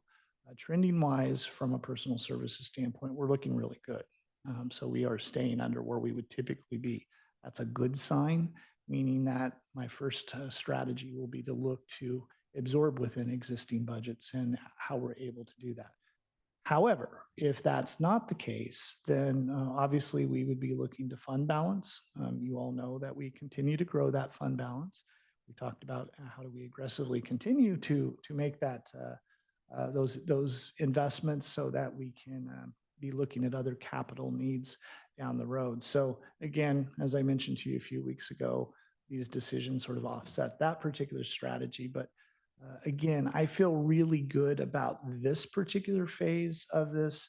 Now, again, there'll be some other things we'll talk about here shortly that we'll have to address as we go. And we don't know yet exactly how all that will pencil out from a financial standpoint. But I think it's safe to say to you, at this point, this solves a very important issue that was mentioned in the budget. I know Commissioner Wise mentioned to this a few months ago. This addressed specifically the budget note that we put in. As you recall, we wanted to make sure that we address this through the market study. That's essentially what is being done here, and will solve that particular problem. So again, financial wise, feel positive with this. And then as we start to go further down the road in terms of the next steps, we'll talk more about that. Any questions? I guess just a quick pause on financial concerns. I just wanted to acknowledge the fact that when we first discussed the Gallagher study, we did talk about whether or not from a policy perspective, we wanted to be leading the market rather than matching the market, which would imply us being at the 75th percentile rather than the 50th. But that realistically, from a budgetary standpoint, that would be very expensive, given how much we're lagging behind the market right now. So just wanted to put that out there. Commissioner Ogerow, appreciate bringing that up. And certainly, I will say that we certainly want to strive to make Benton County the most competitive from a salary standpoint. I will tell you, and I think Tracy would attest that, I got a little nervous looking at some of those numbers at that level, not to say that, we shouldn't push it. I will also say, just from my own, I guess, experience and looking at what this particular model is, this recommendation is giving you, from my standpoint, it puts us in a very competitive position, I believe, when we look at other counties. So I've kind of taken the time to go out and look at this in comparison to some of our others. And again, I'm sure they're probably going to be doing their own market studies at some point, and perhaps they haven't done that yet. But I do feel like at least the recommendations that are being put forward, and Tracy can speak better tied 50% versus 75th, but just looking at from a salary standpoint, it's very competitive. Yeah, I think that we didn't know where market was, so we were making those comments without full information as well. Chip, do you have something to add? Yeah, so a couple of things. We did look at the 75th. The cost jumps from 1 million on salary to 2.25 million, and so then you're getting up to 3 when you're adding into PERS. You are taking a bit of an aggressive approach compared to, I think, others in this area, because again, you're pegging this to Portland, and you've aged everything to 1/1 of 2024. So as far as the local region, I think that you'll be sitting in a more aggressive seat than others around here. I was reading that between the lines, and I'm grateful for that. Something I forgot to mention when we were talking about the sheriff's office is that one of the ideas that we were exploring is whether or not we should pull out the command staff from the general management classification. And we looked at both. We looked at what it would look like if they were, if they stood alone in their own classifications comp-wise, and if they continued to be in the management structure, and found that they actually did benefit somewhat, both for alignment purposes and for career progression by staying within the management structure. So at this time, we're not planning on pulling them out as a separate classification.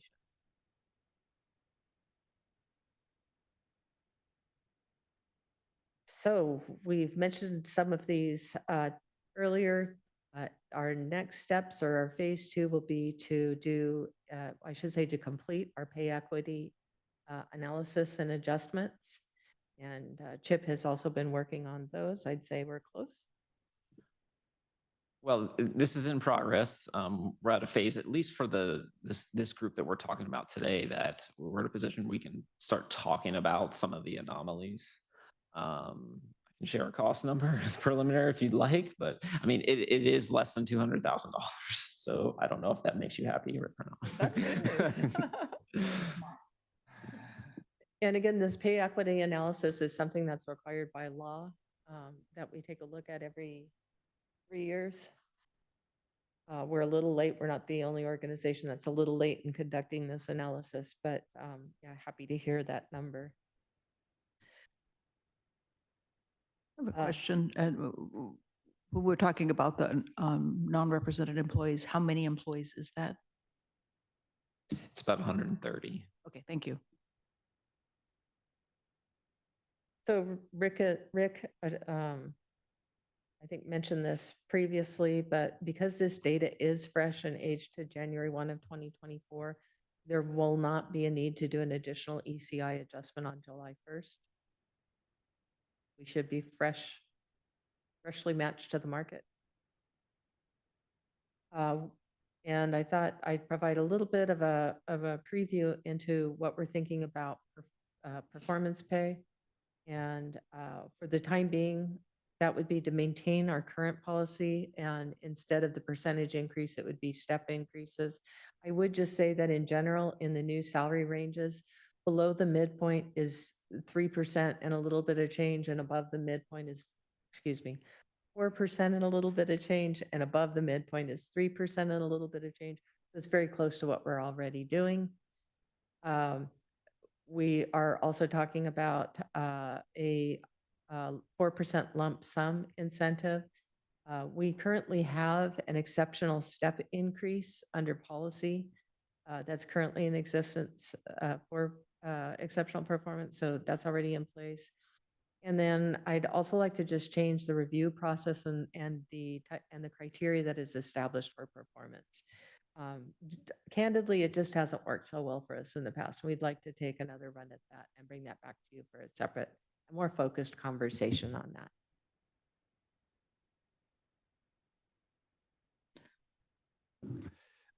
If I might just add one piece, and Tracy and I, obviously, we talked to this a little bit, and we've also talked to Rachel about how best to proceed in this. Again, with our phase 1 recommendation, as been mentioned, we will be able to address the sheriff's office management staff, and as Tracy alluded to, those are treated differently than how we would do the rest of the non-represented staff. As Chip alluded to, there is the pay equity analysis, and happy to hear that, it sounds like that would be a relatively minimal impact, but we'll wait and see how that comes out. I think the other piece that, we should talk a little bit about is that July 1st, 2024 date. And I think there's still conversations that we need to have about, are there, again, the objective is to get all of the non-sheriff department folks, as well as them, but on track in terms of where they stand. If there are needs for additional adjustments or changes, I think that is still a discussion that we need to have. Obviously, we'd have to come back to the board to discuss that, because clearly it would be a financial impact to it. So again, I just want to put that out there that while again, I feel comfortable from a financial standpoint with the things that we are proposing today, there may be some other discussions that we need to have around that July 1st on additional adjustments that might be necessary that shake out. We don't have all the specifics around that, but just want to make sure that you're not surprised.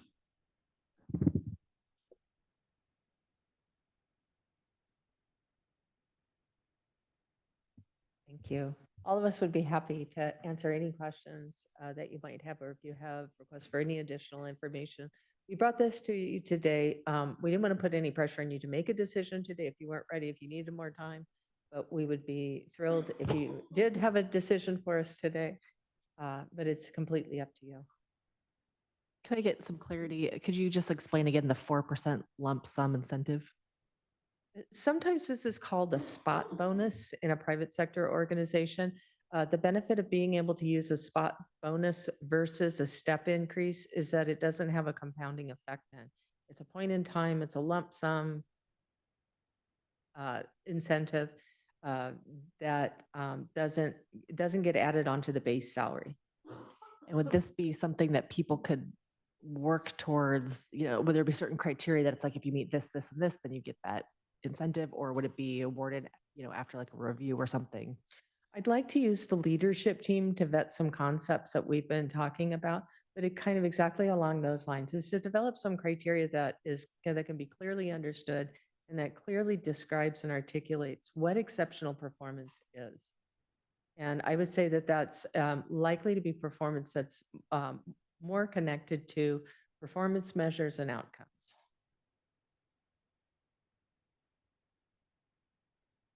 And Tracy, just a question, moving forward, is this something that you want back out into the field in 4 or 5 years? What do you think would be standard practice in your long experience here? I can make a recommendation that I wouldn't advise doing this every 4 or 5 years. I would keep your sort of eye on the pulse of what's happening on an annual basis as best you can, at least getting some form of market pricing system so you can track this on an annual basis, and then maybe do a major study over 4 or 5 years, but you don't want to start falling behind and find yourself in the same position 4 years. Thank you. Thank you. I don't have any further questions at this point and am comfortable moving forward, but I would like to invite my fellow commissioners to ask questions and to deliberate. Okay, I appreciate the effort that it took to get to this point. I think we've been hearing about the compression issue at the sheriff's office for years, and this sounds like this will fix that issue, so we're not having to fiddle with it constantly. Other comment is, as we find out, Benton County is not an island, and there have been real challenges with hiring in the last several years, and hopefully this improves our standing. I was glad to hear that with these changes, it, at least in comparison with other counties in our vicinity, we're in relatively good shape, and I think that's a good place to be. And I'm favorably inclined to approve this and give it a try. And like you say, take a look July 1st of this year and maybe do a little fine tuning, but I think we're on the right track here. But really appreciate your long effort that it took to get to this point. Thank you, Commissioner. I would just say that it was much more difficult this time around, just given some of the challenges both we and Gallagher faced, and that without Tammy and Chip, we wouldn't even be this far along. So really appreciate the work and effort they put into this. Thank you. I just want to say that I support this and I believe that people are our greatest asset. We have to balance being good stewards of taxpayer money, but we also have an obligation to take care of our employees and serve our constituents the best that we can. I would accept a motion to accept the recommendations of staff with respect to implementing the updates to salary for non-represented employees. I'll move to implement the 9-step salary ranges for annual pay increase and additional 10, 11, and 12 steps exclusively to recognize exceptional performance. Implementation to be effective January 1, 2024. Second. I have a quick question that doesn't include all the recommendations that were made in the presentation and explicitly the difference between the sheriff's non-rep employees and other non-represented employees. So we could make this recommendation and then motion and then separately make a motion to specifically address the sheriff's office. Would that be best? That might be more clear. Yeah. For the record. Okay, so I will call for a vote on this motion. All in favor, please indicate with an aye. Aye. Aye. And now I would accept a motion to address the compression issue in the Benton County Sheriff's Office through the adjustment as recommended by our HR director. I will second that if that is clear. I think you need to make a motion. Just Or to say- excuse me, I will say so moved, pardon me, if that is clear and understandable. Yeah, I believe it is. So on the recommendation, so essentially your first motion was number 2 of the recommendation. So now that you've moved that, then you're essentially doing number 3 here on enforcement. So yeah, I believe it's clear. Second. Thank you. Any further discussion? All in favor, please indicate with an aye. Aye. Aye. Aye. Are there any other elements that you'd like us to make a formal motion about at this point in time? I think we're okay with Okay. the way those motions were worded. If I may, I just want to say again, thank you on behalf of this team for the support and encouragement that you provided us. It was a big project. Yeah, it sounds like it was bigger than we anticipated. And I really thank the team. I'm grateful for where we ended up. Overdue.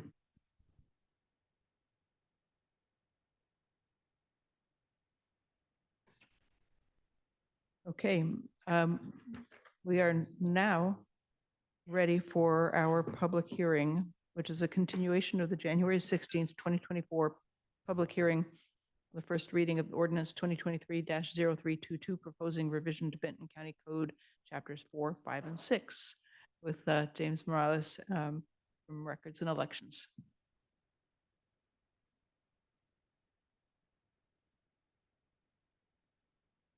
So James, I'll invite you to just provide a quick summary of where we are, and then I will call once more for public testimony. And if there is none, we will deliberate. Well, regardless of whether there's testimony or not, we will then close the public hearing and deliberate and move forward with the first reading. Very good. Thank you, Chair Ojiro, Commissioners. James Morales, Records and Elections Director for Benton County. On the last meeting, January 16th, we reviewed revisions proposed to Benton County Codes chapters 4, 5, and 6 involving the elections sections to Benton County Code. The revisions were presented to the commissioners in red text and green text for red for deletions, green for additions. And Commissioner Wise presented via email to me that was asked for integration at this meeting. some wordsmithing and clarifications to those chapters, which I have presented to you as well in orange and blue text for deletions and additions that were recommended. I thought they were good additions. They helped to clarify and simplify some of the language that I think make it more understandable.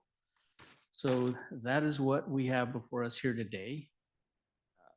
Those revisions for Chapter 4 were to identify the elections impacted, remove confusing titles and the unrelated precinct committee person section in Chapter 4, correct an erroneous filing date for the county commissioners for the primary election that was missed the last time we revised it, and which was the impetus for getting this revision before you this time around. That's kind of what got the ball rolling.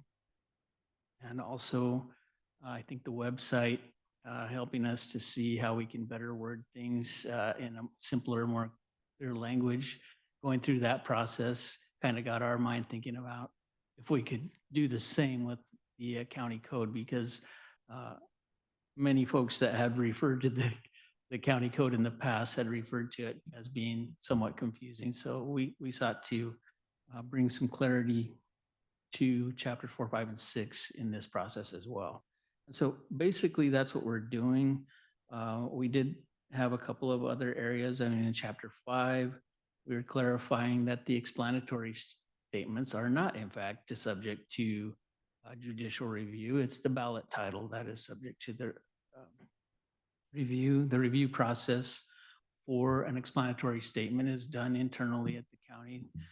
And that is done outlined in chapter 6, which we referenced in chapter 5 as well. So we added language to clarify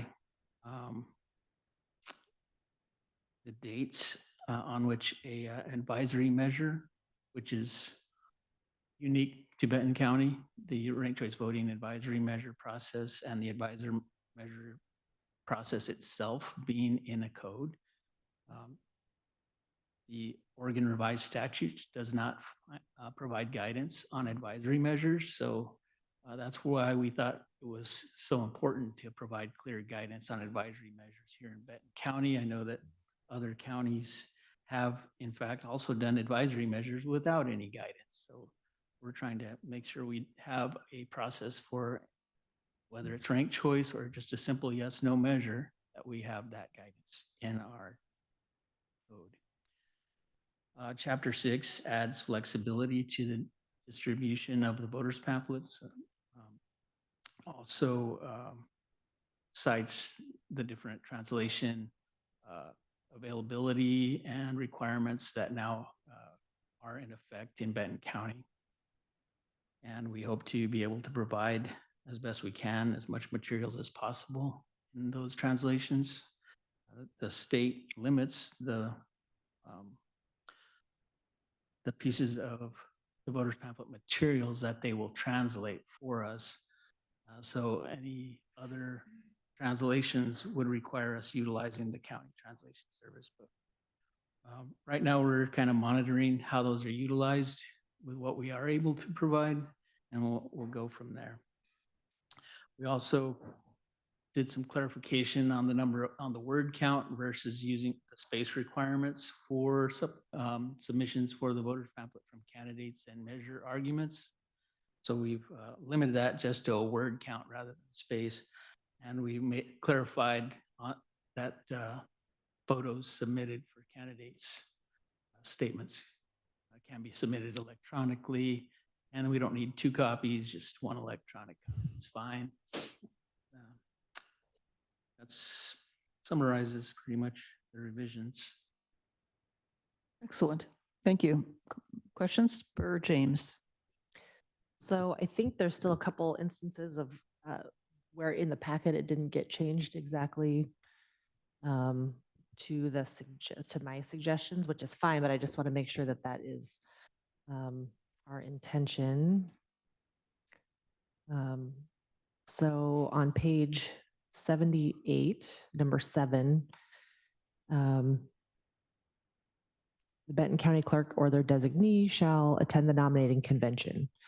So I find that sentence is fine. The second sentence still seems awkward. When the assembly of electors makes a nomination, the number of electors present at the nominating convention are at least equal to the number of electors necessary to constitute an assembly of electors. I think, so my original recommendation, and I just forwarded that email back to the three of you, commissioners and county administrator. Let's see, I had suggested when the assembly of electors makes a nomination, the county clerk or their designee shall verify whether or not the number of electors present at the nominating convention are at least equal to the number of electors necessary to constitute an assembly of electors. It is long and kind of clunky, but either way, the sentence that's in the packet it doesn't clarify that the clerk or their designee is verifying that that is happening.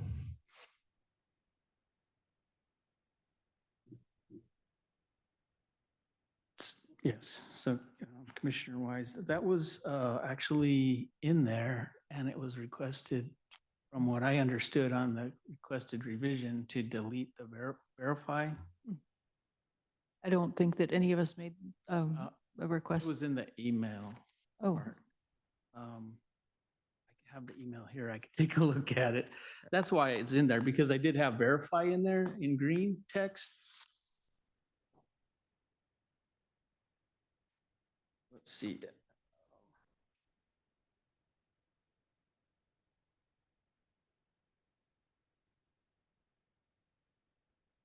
Perhaps I just, okay, looks like you're correct.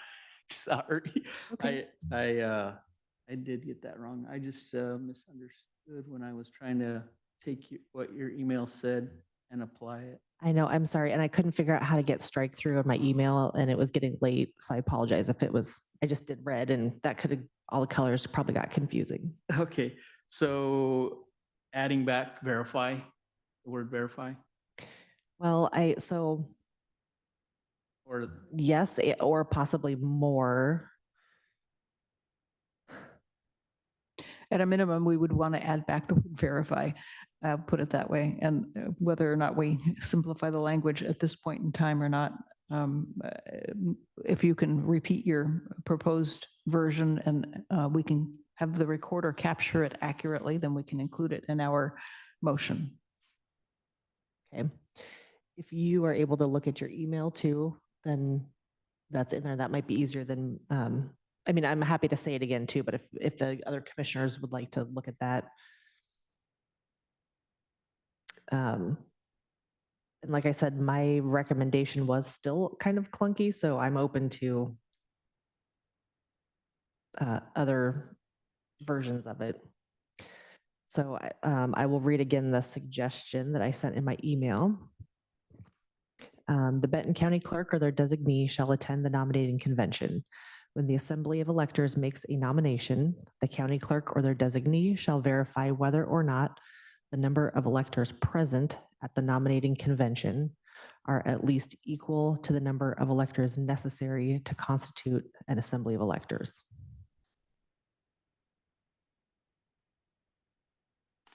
That language sounds reasonable to me.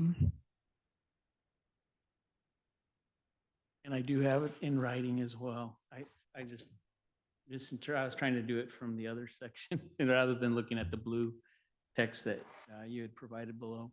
Oh, got it. Yeah. So I was trying to put what it was in the packet and then my suggested change separately so that people could see what it was and then the change. Yes, I have it here. Okay. Thank you. That was just taken and not brought forth correctly, so I will correct that in the final version. Any other tweaks that we would like to discuss with James at this time before we open the public for public comment? Ooh, and maybe I should be saying all this after in deliberations. I don't know. I think this was defined as a clarifying question in terms of the fact that the all-included language did not include one of the changes that you'd requested. So, yeah. But if you have further suggestions that went beyond your original change suggestions, Then I would hold those until after we get public comment. So at this time, I will call for any public comment. Is there anyone who wishes to testify on the code amendments to chapters 4, 5, and 6 of Benton County Code pertaining to elections?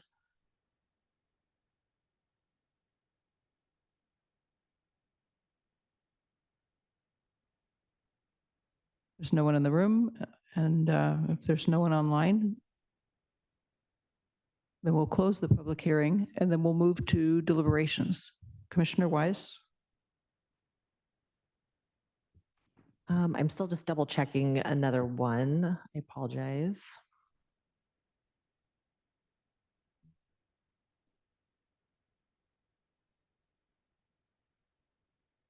Sorry, and I had a typo in one of my things on the number, so I'm just going back through the chapter trying to find that line.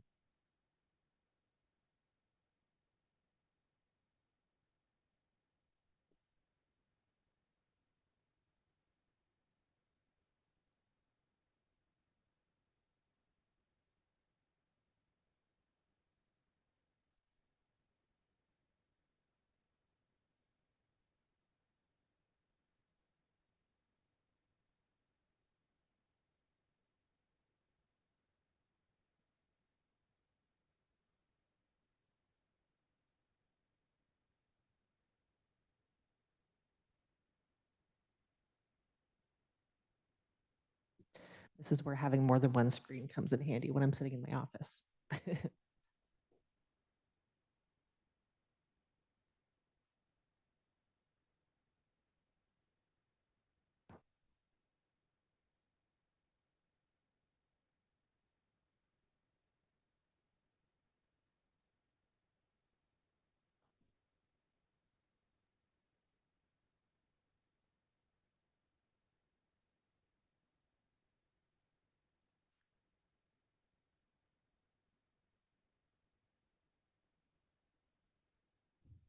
Okay, so I think, so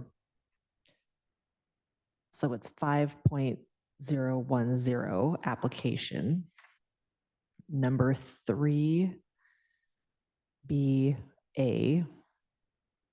And B is in the case of a measure referred to the electors by a local government body. A, the local government decides to submit the measure, its ballot title explanatory statement by filing a notice of measure, et cetera, et cetera.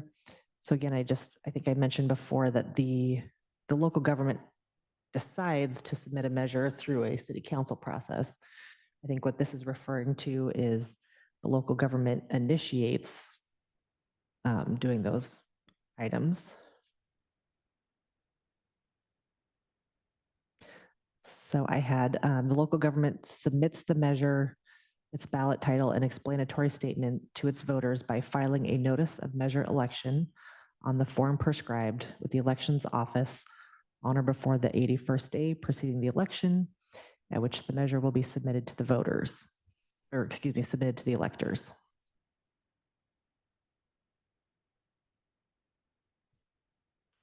So was that another case of where your language in blue just wasn't fully correct incorporated? Okay. Yes, correct. I see that now too. I thought I captured that. I don't know if it was my save or what. Could be the wrong so version got attached or something. it takes, so decides to out, make submit. Or Yes, yeah, the submits local government measure. submits the measure. Submits the measure. So that's the difference. Rather than decides to submit, it's submits. Yeah.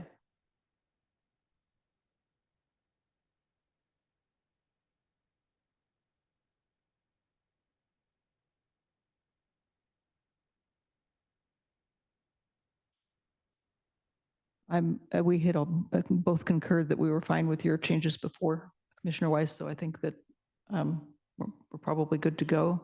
But when you make the motion, please do so indicating that we are incorporating these two changes to 4.2557 and 5.0103BA. Yes, and just quickly, the run through the other ones look good.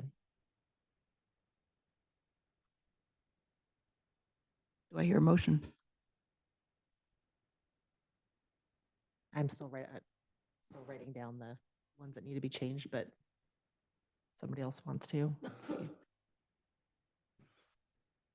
I'll move to adopt ordinance number 2024-0323, amending chapters 4, 5, and 6 of the Benton County Code to revise, update, and clarify election procedures and conduct the first reading. I'm not sure how to capture the With the changes. but With the changes highlighted at the meeting for chapter 4.255 subsection 7 and chapter 5.0103 lowercase b capital A. Are you happy with that friendly amendment? yes. Second. Okay. Any further discussion? All in favor, please indicate with an aye. Aye. Aye. Aye. And I will conduct the first reading.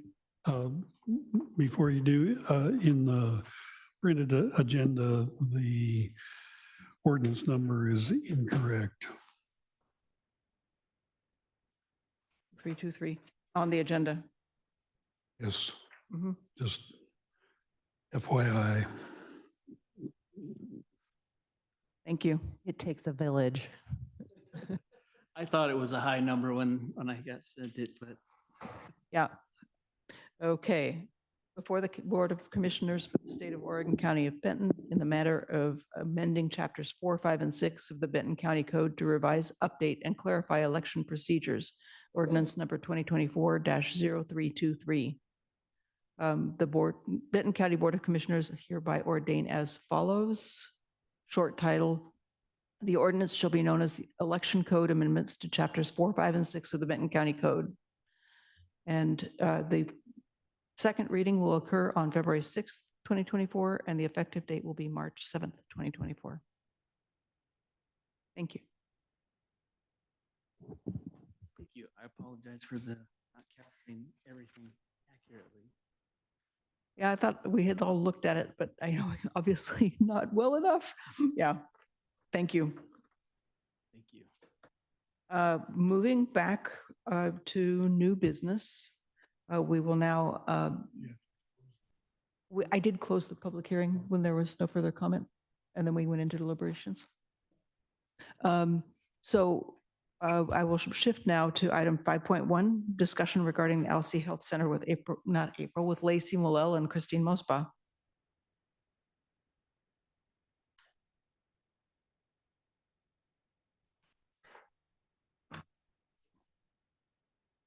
Late morning. Oh, oops. Is it on now? Yep, okay, great. Good late morning. We're happy to be here and provide you guys with an update on the LC Health Center and the end of our temporary closure period of August 1st, 2023 through February 1st, 2024. And if you wouldn't mind pulling up our slides, that would be great. You can just skip the title slide though, although it's pretty.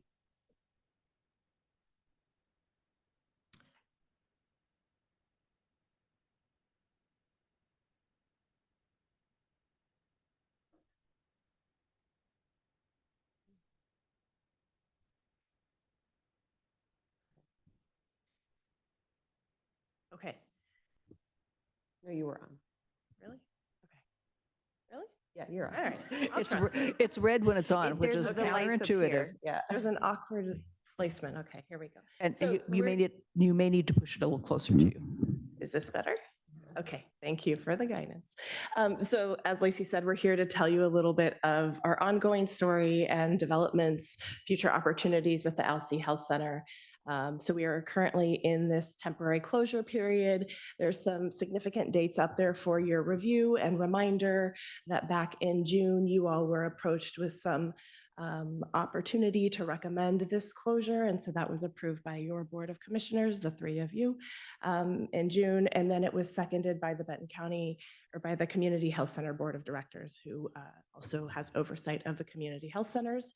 And when both of those things happened, we moved forward with HRSA, who is the Health Services Resource Administration, and deleted that site because we were no longer providing services there. They don't recognize temporary closures. You're either fully operational or you're not. And so that happened in the fall of 23. And since we had the closure beginning in August, we have continued to have a presence in Alsea. We have had ongoing engagement, which we're excited to tell you about here, with the community about future opportunities and current challenges, as well as successes. And we will just let you know a little bit more about how that's going. Which really started, I think, internally. Lots of action had been taking place and lots of conversations with our leadership and staff were ongoing and are ongoing, but we didn't have an opportunity to really engage with the community in a meaningful way, with the exception of patients and conversations we were having with people who already were part of our services. And so in November, we had two opportunities, an evening and an afternoon. Chance for the community to come out to listen to a little bit of what we were doing, the reasons behind the closure, to share some of their concerns, opportunities, and frustrations with us. And these were both really well attended. You can kind of see from some of those photos. We had a standing room only for our evening, and then pretty well attended for our afternoon as well, getting to hear from a good swath of the community.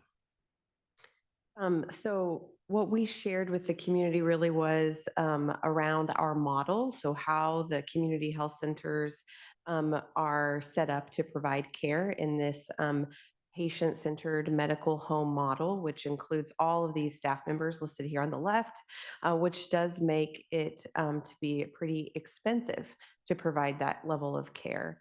We also were able to share financial data points, as well as our panel size that has just diminished since we took over the health center from the Alsea Rural Health Clinic back in 2016. So as we are a value-based in payment contracts, primarily with our CCO payers, the smaller our panel size is, the more difficult it is for us to sustain operations. And so we were able to share some of that information with them. In terms of what we heard from them, we were, I think Rick is still in here, and but we had lots of support from county departments. Rick Krager, our CFO, was there to answer questions. There were lots of questions around the Alsea Human Services County Service tax district and what those funds would be used for since we were temporarily closing.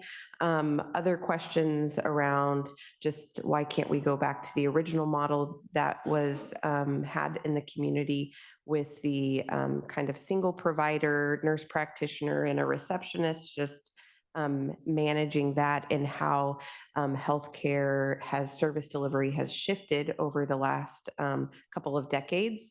And then we heard a little bit from, and were able to connect with the community partners in terms of what assets the community has available through, like, the Alsea Community Effort and other community groups.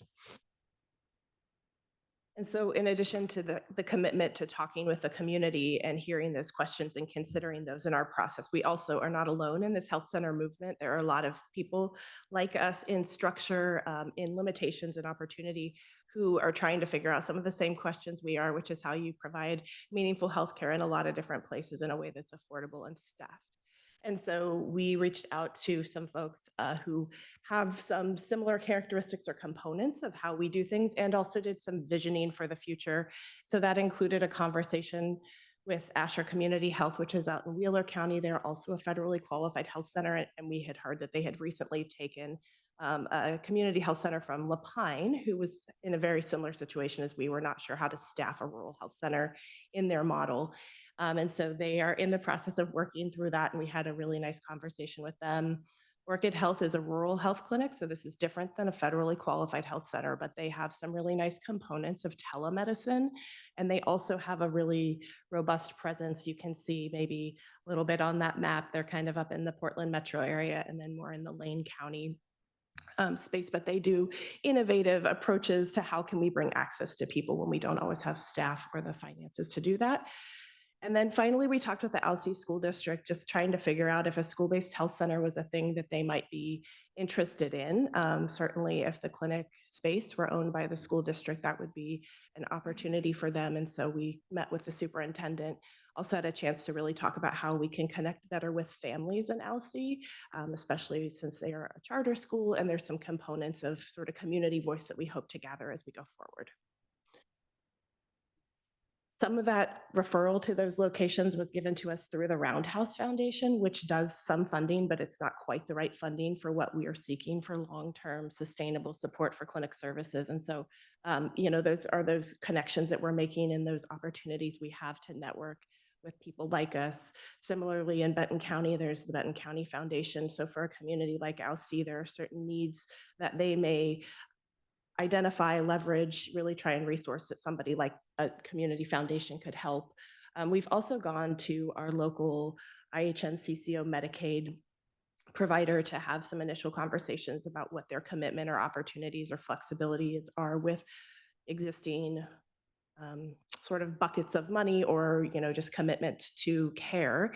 And so we will look forward to additional conversations there. Delivery systems transformation is a sort of grant-based opportunity, but there's certainly opportunities within the system to discuss. And then we've also just worked really hard to support the community. They have some ideas about how they would like to see things and what they want. And if it's not from us, we want to be a support. We want to be a bridge. We want to really give an opportunity to offer our full backing and any resources that are appropriate in that transition.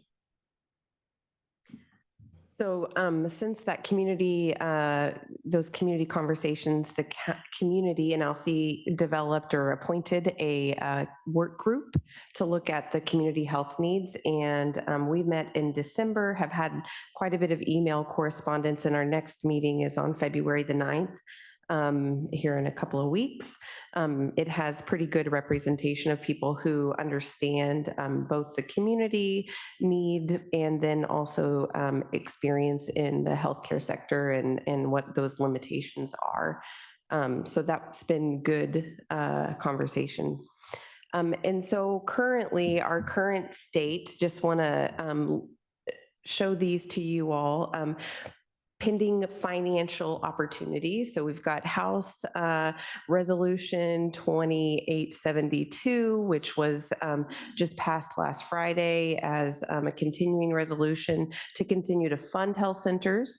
However, we're still, which we'll talk a little bit out here about new access funding opportunities, but we didn't get any decision, which we were expecting on the 18th, about new access point funding that would be open and available. It looks like we won't hear about that until March. And then the House also passed House Bill 5378, the Lower Cost, More Transparency Act. And I know that the Senate is currently looking at some changes to that, but they really are working on a long-term solution to be able to get health centers set up past this funding cliff and then be able to open more access points. And then the community in Alsea applied for the OHA Climate Adaptation Communicable Disease Prevention Emergency Preparedness Grant. And what they're really hoping to pull out of that is funding to do a community health needs assessment. And we should hear about that here at the end of January or early February. And then, of course, there's a lot of other community-led efforts that are happening. So currently, we're continuing our closure operations, which are all listed there as just examples of what we're offering, which we've covered previously with you all. We are waiting to hear about the new access point funding from HRSA, which we actually have a webinar with Secretary McCray here in 15 minutes that we hope to hop off here and onto that to hear what they're thinking. And then we just this continued distinction that we aren't able to offer even outreach site services with a provider providing primary care services in LC until we know for certain that we're not eligible for new access point funding, because if we add that to our Form 5B, it will be our site again, and it just has to be folded into our own operation costs. And so that isn't available to us right at this current time. So what we are bringing to you all today, our recommendation is that we continue the ongoing closure of the Alsea Health Center while we're continuing to engage in collaboration with the local partners in Alsea and plan for current and future Benton County services in the future of healthcare services in Alsea. Any questions? Yeah, both in the meeting motion and what you have up on the screen. When we started this last summer, it was temporary closure.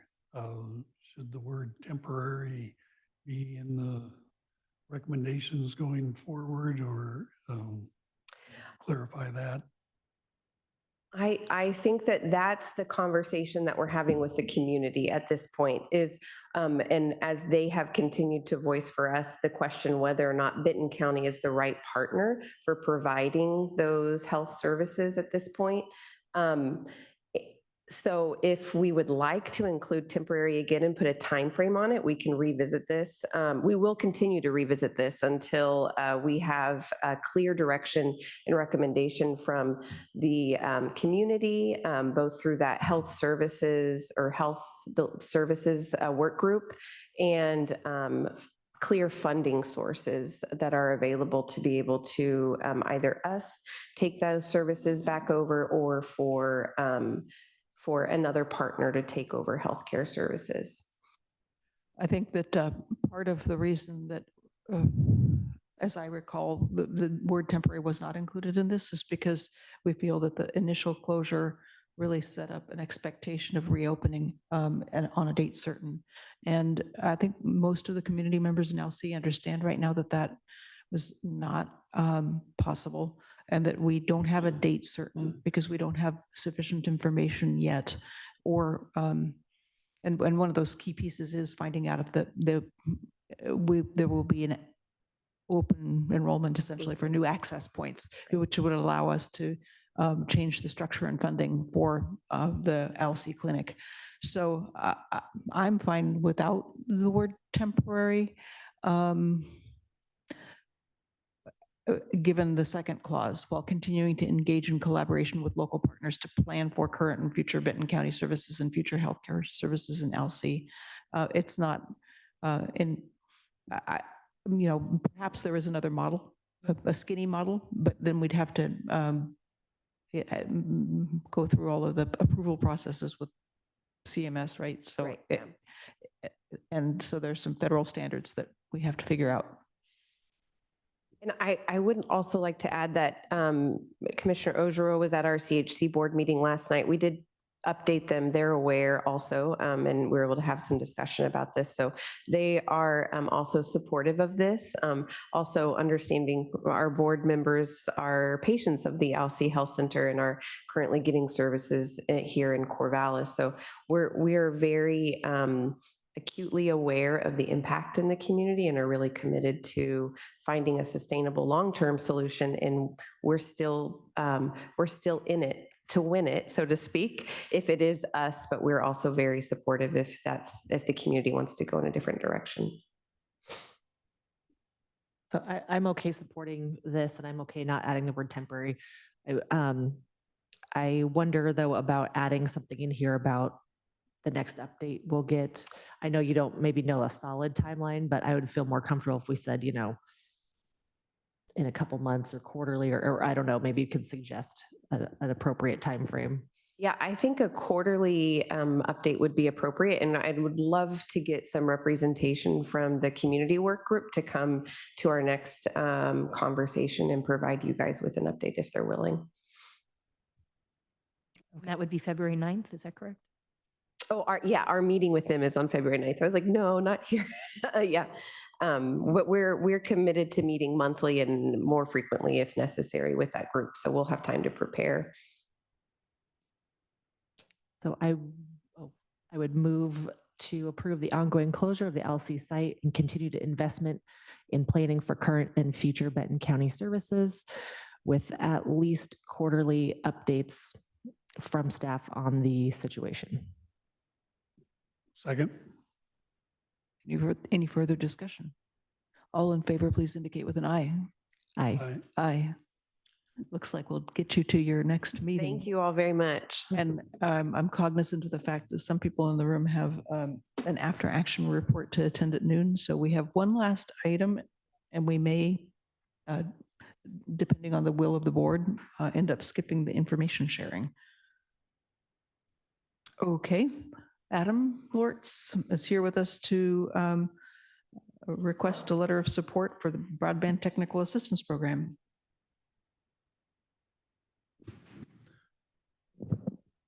Good morning, commissioners and administrator. I am determined to have this microphone work for me today.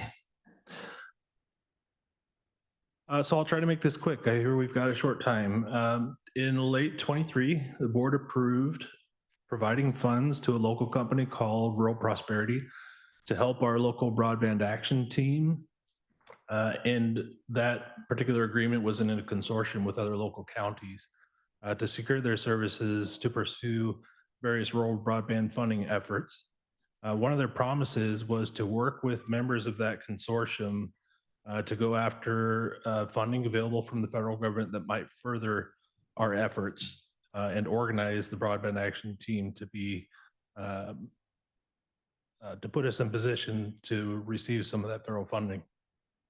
This particular letter of support is something that Rural Prosperity is asking on behalf of the Economic Development Association of Lincoln County, which is a member of our broadband action team.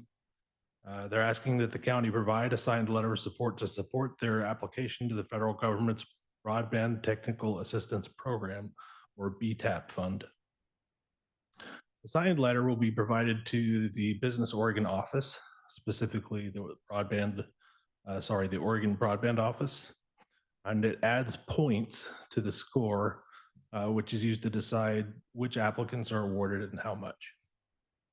So the funding, if awarded, will be used to provide additional monies to technical assistance for local interest in expanding broadband access, and specifically that'll manifest in helping internet service providers with engineering studies, grant writing services that may be needed for Rural Prosperity, and providing and extending the services that Rural Prosperity is currently providing to the county and the consortium under contract. So it's potential that some of these funds could be used to extend that contract, which is set to expire at the end of 2024, without the county having to provide further investment. So that's a summary. So what we're asking for today is board approval of signing the letter of support so that I can provide that to the Oregon Broadband Office. I'm in favor of this effort that's been puttering along in the background for a couple of years.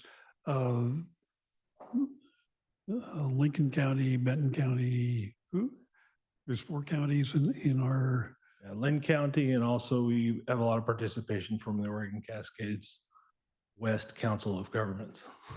Okay, so it's a 3-county Broadband action effort. team, yeah. And is it correct?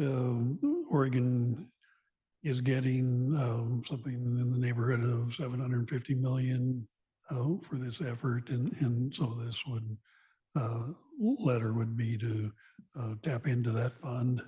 That's correct. So there are several different funds. These monies are specifically to help with the technical assistance efforts for, like I said, for conducting studies, helping internet service providers organize themselves to apply for monies. So it's really targeted at organizations like Rural Prosperity that are organizing the efforts around bringing money to the state.